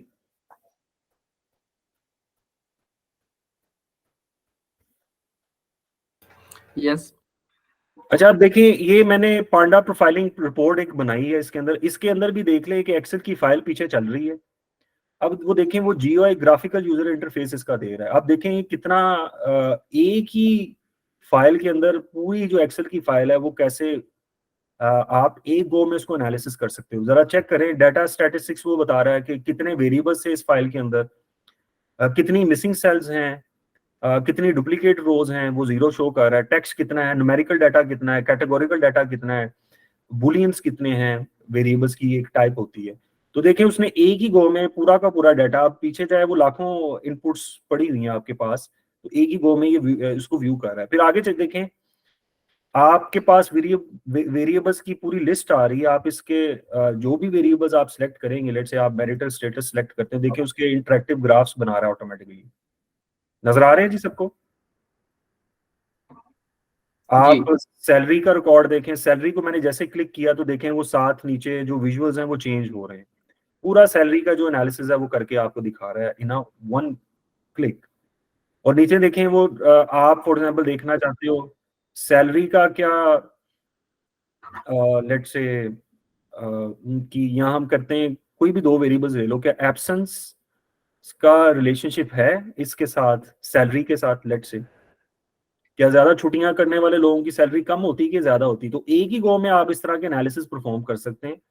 और अगेन जो मैं स्टार्ट में आपसे बात कर रहा था कि जो हिडन पैटर्न्स हैं वो आपको डाटा साइंस जो है वो हेल्प करती है कि आप इस तरह के एप्लीकेशंस डिजाइन करके जो है वो आप इस तरह के विजुअल्स ले सकते हैं। ठीक है, तो आप यहाँ से वेरिएबल्स चेंज करते जाओ और ये आपको नीचे उसके डिफरेंट ग्राफ्स को प्लॉट करता जाएगा। ये मिसिंग वैल्यूज का आपको पूरा बता रहा है, और ये है नीचे आपका पूरा का पूरा जो डाटा फाइल है उसके अंदर उसका पूरा का पूरा वो आपको यहाँ पे शो कर रहा है। तो एक ही फाइल में आपको देखें डाटा की समरी, उसके विजुअल्स और पूरी जो डाटा रिपोर्ट है वो आपके पास यहाँ पे नीचे आ रही है। इसमें आप और चीजें भी ऐड कर सकते हैं। अगेन आप मशीन लर्निंग के एल्गोरिदम्स लगा सकते हो, आप जैसे मैंने रैंडम फॉरेस्ट की बात की या डीप लर्निंग के एल्गोरिदम्स की बात की। सो आप इसमें सीखते जाएंगे और इन एप्लीकेशंस को और इनरिच करते जाएंगे। सो होपफुली आपको थोड़ा सा डेमोन्स्ट्रेशन से अंदाजा हुआ होगा कि आप जो है वो किस तरह से ग्राफिकल यूजर इंटरफेसेस की एप्लीकेशंस को डिजाइन कर सकते हैं according to your requirement as well as the organizational requirement. ना बोथ वे आप अपनी जॉब पोजीशंस को ज्यादा कंपेटिटिव कर सकते हैं and that make you more skillful person। और ये फ्यूचर जो एम्प्लॉयज हैं वो शायद अगर उनके पास ये चीजें नहीं है ना, तो बिलीव मी, ठीक है आप लोग जॉब तो कर रहे होंगे कहीं ना कहीं, अच्छी जॉब भी कर रहे होंगे, बट आप टेक्नोलॉजी के साथ नहीं है। You can not make yourself different from the other workers, that's why it's important. जी मुबशिर हैं, उनका कोई क्वेश्चन है? Mubashir please.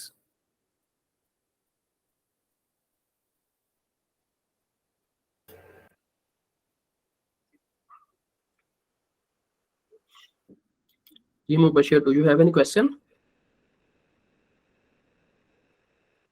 Okay, now the session is open for, क्योंकि मैंने कुछ टाइम क्वेश्चन आंसर्स के लिए देना है, so our session is done and so most welcome, you can ask your questions, your queries, any ambiguity।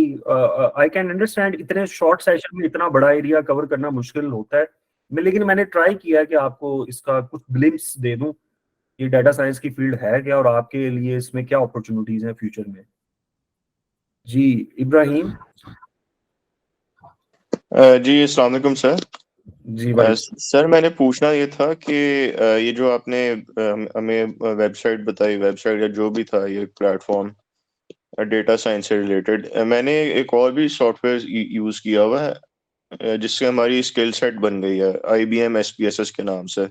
उसमें भी यही चीजें होती हैं, नॉर्मेलिटी प्लॉट्स और पता नहीं 6 स्टेप्स एक होते हैं हाइपोथेसिस टेस्टिंग के, और mean median mode, standard deviation, यही चीजें होती हैं, और लेकिन वो मैन्युअली इंटरप्रेट करना होता है डेटा उसमें।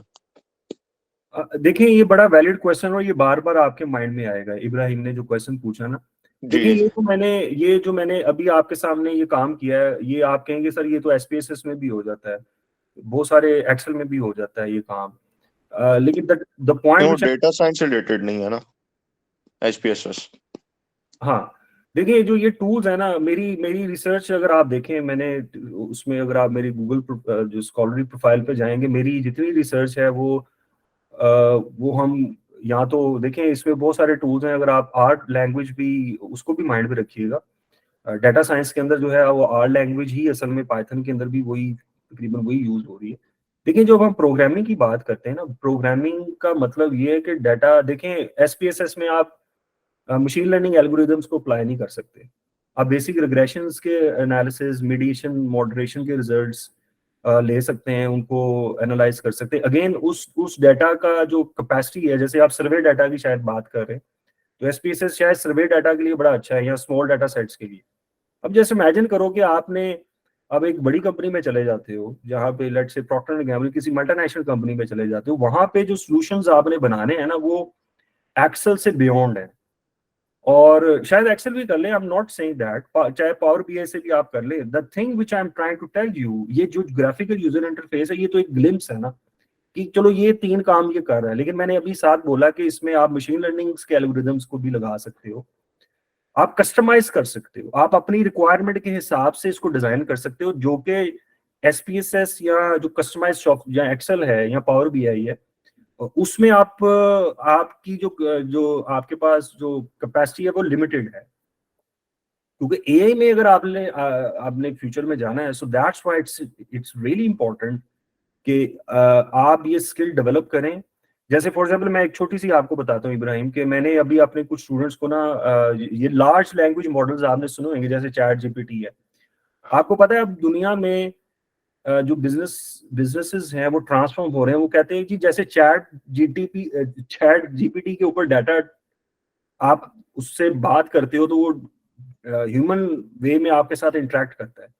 अब बिजनेसेस क्या कर रहे हैं, ये मुदस्सिर साहब को भी मैं बता रहा था कि कंपनीज क्या करती हैं, लेट्स से कंपनीज के अपने डाटा सेट्स भी तो होते हैं ना, जो PDF की फाइल में या कोई डिसीजन लिया गया, कोई मीटिंग हुई उसमें कोई डिसीजन लिया गया, मिनट्स ऑफ मीटिंग हैं या रिपोर्ट्स हैं, स्ट्रेटेजिक रिपोर्ट्स होती हैं। अब वो हजारों के हिसाब से लेट्स से हैं, कोई 5 साल का या 10 साल का डाटा है, तो आप एक ऐसी चैटबॉट बनाओ AI बेस्ड अगेन, जिसके अंदर आपकी कंपनी का ये सारा डाटा पड़ा होगा और आप उस डाटा के साथ कन्वर्सेशन कर रहे हो।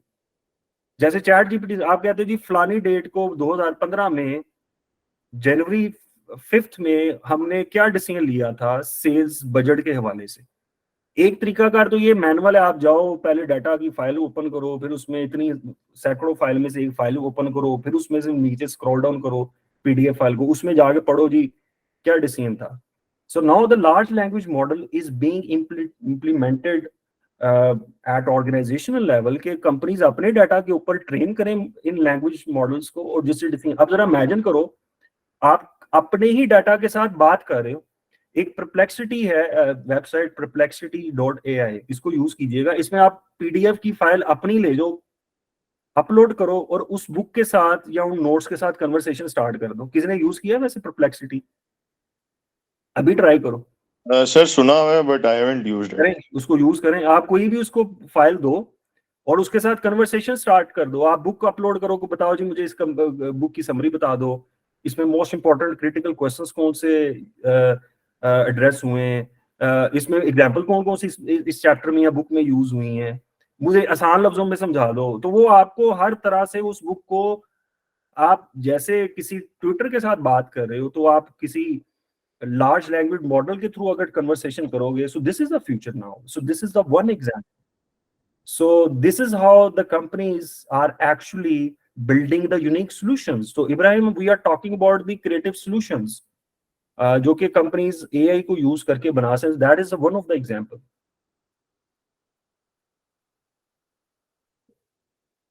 सर मेरा एक सवाल यहाँ पे उठता है। जी जी। सर कुछ AI टूल्स हैं जिस तरह के आपने ChatGPT का बताया, गूगल बार्ड भी है जी एक जी, AI टूल, बहुत सारे। लेकिन कुछ होते हैं जो कि इतने एक्यूरेट नहीं होते और वो आंसर्स भी गलत बता रहे होते हैं। जी होते हैं, बिल्कुल सही कह रहे हैं आप। तो परप्लेक्सिटी AI को क्या अगर हम प्रॉम्प्ट ठीक देंगे, कमांड ठीक देंगे, तो वो आंसर भी हमें ठीक ही बताएगा? अच्छा, इसमें देखें, ये मैंने स्टार्ट में इब्राहिम ये क्या बात, लोगों को प्रॉम्प्ट नहीं देनी आती? Prompt engineering is a complete field. इस पे किताबें भी लोगों ने लिखी। मैं इस पे सेशन भी करवाता रहा हूँ अपनी यूनिवर्सिटी में भी। मैंने जब ChatGPT जब इन हुआ था पिछले साल, तो मैंने इस पे सेशंस करवाए थे कि प्रॉम्प्ट इंजीनियरिंग होती है। सो यू राइट के प्रॉम्प्ट लिखना भी एक आर्ट है, और उसमें पूरी एक सेशन हो सकता है। जैसे मुदस्सिर साहब अगर उनसे रिक्वेस्ट कीजिएगा तो मैं उसमें आपको कुछ टेक्निक्स बताऊंगा डेफिनेटली, आप सही कह रहे हैं। और एक चीज तो देखिए माइंड में रखिएगा, जितने ये चैट लार्ज लैंग्वेज मॉडल्स हैं, ये माइंड में रखना है आपने। आप इनसे जो इंफॉर्मेशन ले रहे हो ना, ये इंफॉर्मेशन, अब जरा टेक्निकल सी बात है, जरा समझने की कोशिश कीजिएगा। देखो आपके सामने जो रिस्पॉन्स आ रहा है ना, this is your own interpretation. ये माइंड में रखिए, आपका जो नॉलेज है ना, उससे फिल्टर करना है आपने। अगर लेट से आपने उससे कोई बात पूछी और लिखता, क्योंकि दिस इज द एआई, उसकी ब्यूटी यही कि आप पढ़ते हो तो आपको लगता है कि यार ये सही लिखा हुआ है, हालांकि जरूरी नहीं है कि वो ठीक हो। ये माइंड में रखिएगा। सो इसकी जो इंटरप्रिटेशन है वो आप पे डिपेंड करती है। अगर आपको लगता है कि ये इसका आंसर जो है वो, that's why the domain knowledge, जिसको एक वर्ड यूज किया जाता है business acumen, the acumen knowledge, the business domain knowledge is really important. अगर आपके पास वो नॉलेज नहीं है ना, तो हो सकता है आप वो उस इंफॉर्मेशन को जो है एज इट इज ही समझ लोगे ये ठीक है। तो आपने उसको करेक्ट करना है। उसका आसान तरीकाकार ये होता है कि आप उसको क्रॉस रेफरेंस करें, उसको चेक करें। अच्छा, परप्लेक्सिटी के अंदर वैसे ये ब्यूटी है, ये उन्होंने इस प्रॉब्लम को सॉल्व किया है। ये साथ ना रेफरेंसेस दे देता है। आप उन रेफरेंसेस को क्लिक करो, चैट जीपीटी में ये नहीं है। आप उन रेफरेंसेस को क्लिक करो परप्लेक्सिटी के अंदर, तो वो आपको ना उस सोर्स नॉलेज पे भी ले जाएगा। तो यहाँ से आपको कंफर्म हो जाएगा कि ये जो इन्फॉर्मेशन मुझे दे रहा है, इसका रेफरेंस एग्जिस्ट करता है।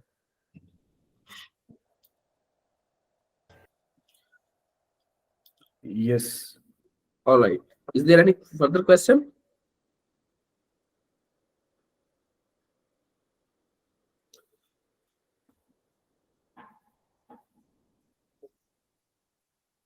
जी सर, आप कुछ ऐड करना चाहेंगे? और From my side, I'm already done, and it's a very interesting session, I think so. Again, take-home message would be that this is the future, and you should prepare yourself. Beside you are not taking interest in it. जब ये ना हो कि future में आपको ये सीखना पड़ जाए और आपको जो है वो अब अगर इसी स्टेज पे इसको रियलाइज कर लेंगे तो थोड़ा थोड़ा सीखना शुरू कर दें, इंशाल्लाह it will be good for your future. Thank you very much. Thank you so much, sir. Okay participants, एक तो जैसे सर ने अभी जिक्र किया है प्रॉम्प्ट इंजीनियरिंग का, तो डेफिनेटली ये स्किल्स हैं और हमें लर्न करनी चाहिए। जैसे डेटा साइंस के बारे में बहुत लिमिटेड नॉलेज था हमारे पास, मगर अगर मैं लर्न कर सका हूँ उसकी अगर मैं एक समरी यहाँ पे एक्सप्लेन करूँ, तो डेफिनेटली आप सब जानते हैं कि डेटा एनालिटिक्स उन स्किल्स में शामिल है जो कि बेसिकली फ्यूचर स्किल्स है। ठीक है, जैसे बहुत सारी जो स्किल्स हैं, टेक्निकल स्किल्स की ऑटोमेशन होती जा रही है, मगर जो ह्यूमन माइंड से रिलेटेड स्किल्स है उनके लिए बहुत ज्यादा स्कोप है और एनालिटिक्स उसमें एक खास मकाम रखती है। तो सॉरी। और नंबर सेकंड जो है, बेसिकली डाटा जो है ना अब बहुत ज्यादा और बहुत इजीली अवेलेबल है। एक वक्त तो ये होता था ना कि इतना बड़ा डाटा कलेक्ट करना ही एक बहुत बड़ा चैलेंज होता था, सर्वेज किए जाते थे, हार्ड कॉपीज में डाटा होता था, मगर अब बहुत सारा डाटा बहुत ही इजीली और सॉफ्ट कॉपी में, ठीक है, यानी ऐसे फॉर्मेट में अवेलेबल है जिसको आप क्विकली यूज कर सकते हो। तो डाटा यूजेज का जो बेसिकली एक ऑब्जेक्टिव है वो ये है कि डाटा से पैटर्न्स ड्राइव किए जाए। और आप देखें कि दुनिया में जितनी भी चीजें हैं ना, वो किसी ना किसी पैटर्न्स को फॉलो करती है। ठीक है, ह्यूमन जो बिहेवियर्स हैं वो पैटर्न्स ओरिएंटेड होते हैं कि किसी खास रीजन के लोगों का एक पैटर्न होता है, किसी खास फैमिली के लोगों का एक पैटर्न होता है। ठीक है, इस तरह कंज्यूमर का पैटर्न होता है। तो इन पैटर्न्स की बेस पे जब आप बेसिकली आपके पास कुछ इंफॉर्मेशन ऐसी आप फाइंड कर लेते हैं पैटर्न एनालिसिस के ऊपर जो कि बाकी लोगों के पास नहीं होती, तो ये आपके पास एक ऐसी एडवांटेज होता है जो कि आपको डिफरेंशिएट करता है कंपैरेटिवली जो आपके अदर कंपटीशन में लोग हैं। तो इसलिए ऐसी स्किल्स बेसिकली बहुत ज्यादा इंपॉर्टेंट है। और डाटा एनालिस्ट होना, और स्पेशली आप बिजनेस फील्ड से बिलोंग करते हैं और बिजनेस का स्कोप अनलिमिटेड होता है। ठीक है, बिजनेस में कोई एरिया ऐसा नहीं है कि जिसमें डाटा ना हो। आप लोग तो बेसिकली डाटा के साथ प्ले कर रहे होते हैं, तो उस डाटा को ना सिर्फ आपने लिमिटेड स्कोप में देखना, बल्कि आपने उस डाटा की बेस पे जब आप डिटेल्ड एनालिसिस करके प्रेजेंटेशन दे रहे होंगे वो ज्यादा इफेक्टिव है। तो अभी सर ने कुछ बड़े सिंपल से मॉडल दिखाए, उसमें आपने कुछ प्रोग्रामिंग देखी। नॉर्मली ये जो प्रोग्रामिंग होती है जो बहुत डिफिकल्ट नहीं होती, हमें लग रहा होता है कि ये मुश्किल है, बल्कि अब तो ऐसे टूल्स एंड टेक्निक्स आ गए हैं जिसको और सिंपलीफाई करते जा रहे हैं। ठीक है, सिर्फ इसमें जो लर्निंग के लिए, सर मुझे करेक्ट कीजिएगा अगर मैं गलत हूं, तो लर्निंग के लिए सिर्फ चंद कमांड्स होती है। ठीक है, अगर हम उन कमांड्स को पे बेसिकली अबूर हासिल कर लेते हैं तो फिर हमारे लिए ये डिफिकल्ट नहीं होता कि जो हम रिमेनिंग पार्ट है, ठीक है, उसको बेसिकली इन कमांड्स को यूज करते हुए उसको हम यूटिलाइज करें और अपने लिए जो डाटा है वो उससे इनसाइट्स जनरेट कर सके। तो sir Kamran Hamid, thank you very much. एक बहुत ही बेसिकली कॉम्प्लेक्स टॉपिक को आपने बहुत सिंप्लीफाई करके शेयर किया हमारे साथ। यहाँ पे पार्टिसिपेंट्स में ऐसे लोग भी हैं जो कि जॉब मार्केट में अपना रोल परफॉर्म कर रहे हैं, बहुत सारे ऐसे हैं जो स्टूडेंट्स हैं। तो आपने बेसिकली जो स्टूडेंट जो बेसिकली पार्टिसिपेंट्स हैं, आपने देखा कि आप किस तरह उसको एक्सप्लेन कर सकते हैं। तो आपका जो कन्वे करने का जो मेथड था और जो मॉडल था वो बहुत सिंपल था। आई होप कि जो हमारे पार्टिसिपेंट्स हैं वो इसको अंडरस्टैंड कर गए होंगे। और नॉर्मली जैसे सर आपको बता रहे थे कि टाइम की जो लिमिटेशन है ना, वो एक मैटर होता है कि हमने बेसिकली, ये बड़ा मुश्किल होता है कि किसी बड़े टॉपिक को एक थोड़े टाइम में कंसाइज करके आप तक प्रेजेंट करना। तो मेरा ख्याल है कि सर ने बड़ी खूबसूरती से ये रोल परफॉर्म किया है। और इसमें ऐसी ये तो भी बहुत बेसिक्स है, ठीक है। जैसे अगर आप लोग इसमें करियर अपना बिल्ड करना चाह रहे हैं तो ये बहुत बड़ी अपॉर्चुनिटी है कि हम लोग इसके ऊपर मल्टीपल प्रोग्राम्स में हम इसके ऊपर सर्टिफिकेशन प्रोग्राम भी लॉन्च कर सकते हैं, ठीक है। उसमें जो सर हैं वो अपना रोल परफॉर्म कर सकते हैं। और उस सर्टिफिकेशन प्रोग्राम में आपको बेसिकली जैसे जो तीनों कंपोनेंट सर ने इसमें बताए हैं, उसमें जो डोमेन नॉलेज है, जो प्रोग्रामिंग है, और उसके बाद बेसिकली जो थर्ड इसमें कंपोनेंट है, वो सब के सब कंपोनेंट इसमें इंक्लूडेड होंगे। तो अगर आप लोग अपनी आज की लर्निंग के बारे में कुछ कहना चाहें, कुछ कमेंट्स पास करना चाहें, तो आप लोग कर सकते हैं जी। Anyone? So first of all, I wanna thank you and Sir Kamran Hameed. बहुत अच्छा नॉलेज डिलीवर किया है। Like I really appreciated to those participants जिन्होंने इसको अटेंड किया और गौर से सुना। एंड अनदर पर्सपेक्टिव के sir, you are really doing a great job sir. Mudassir, मैं आपसे पढ़ा हूँ और मैं आपको इन पर्सन भी जानता हूँ। You are really doing a great job. Like how you are delivering courses, like something, you are a leader, like you are legend sir. Thank you very much for organize this session. We want more sir. Thank you. That's from my side sir. Thank you very much. देखिए इसमें उज़ैर मेरी तो सिर्फ एक थोड़ी सी effort है, मैं बल्कि बहुत ज़्यादा अप्रिशिएट करूंगा। जैसे सर कामरान हमीद, उन्होंने अपना स्पेशल जो टाइम है और उस टाइम में उन्होंने वो हमारे लिए अवेलेबल किया, और जो बेसिकली नॉलेज था इसका जो कोर है, ठीक है, वो शेयर किया। तो बेसिकली जो इस तरह हमारे जो स्पीकर्स हैं, ठीक है, उनका रोल बहुत इंपॉर्टेंट है इस सारे के सारे जो एक पर्पस है, जो काज है, इसको आगे लेके बढ़ने के लिए। और सेकंड में आप लोगों का रोल बहुत इंपॉर्टेंट है कि आप इस मैसेज को स्प्रेड करें, ठीक है। देखिए जितना ज्यादा आपके पास डाइवर्स नॉलेज होगा जिंदगी में, आपकी सक्सेस के उतने ही ज्यादा चांसेस है। और हम यही चाह रहे हैं कि आप लोग सक्सेसफुल हो उसमें, चाहे मैं हूं, चाहे सर कामरान हमीद हैं, या बाकी जो हमारे जितने भी स्पीकर्स हैं, वो सबका यही पर्पज है, ठीक है। तो sir Kamran Hamid, again thank you very much कि आपने इस कर्टसी सेशन में पार्टिसिपेट किया। और आइंदा भी हम चाहेंगे कि आप जरूर हमें याद रखिए इस मामले में, और हमें ये अपॉर्चुनिटी दें कि हम आपसे नई चीजें लर्न कर सकें। My pleasure, anytime दस साहब। So again it's a really appreciating। देखें ये बात, मैं यहाँ पे ये बात ना करूँ तो ये सेशन I think so अधूरा रहेगा। देखें being the part of the academia since last 10 years, I'm a researcher, I'm a consultant, I'm a trainer.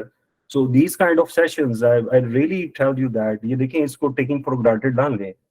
ये सेशन के पीछे जो है ना, वो एक आपको विजन नजर आएगा, और शायद ये विजनरी पर्सपेक्टिव आपको डाटा साइंस के अंदर इसकी जितना डोमेन, जितना लिखा गया है, जितना किया गया है, ये जो हमने आपको थिन लाइन आइडेंटिफाई करवाई है ना, वो अगर आप इसको जरा फोकस कर लें, सो बिलीव मी आपकी करियर के लिए बड़ा बेनिफिशियल। और thank you very much Mudassir साहब के, उन्होंने इस प्लेटफॉर्म पे ये एक स्ट्रेटेजिक ओरिएंटेशन डेवलप की आप लोगों की, कि आप थोड़ा सा फ्यूचर को फॉलो। और हमारा एकेडमिक स्ट्रक्चर ऐसा नहीं है कि आपको ये जो यूनिक पाथ है जिस पे आप चलेंगे और आप अपने कैरियर के अंदर कंपेटिटिव एडवांटेज क्रिएट करेंगे, so that is a huge effort that is coming from the SSR platform.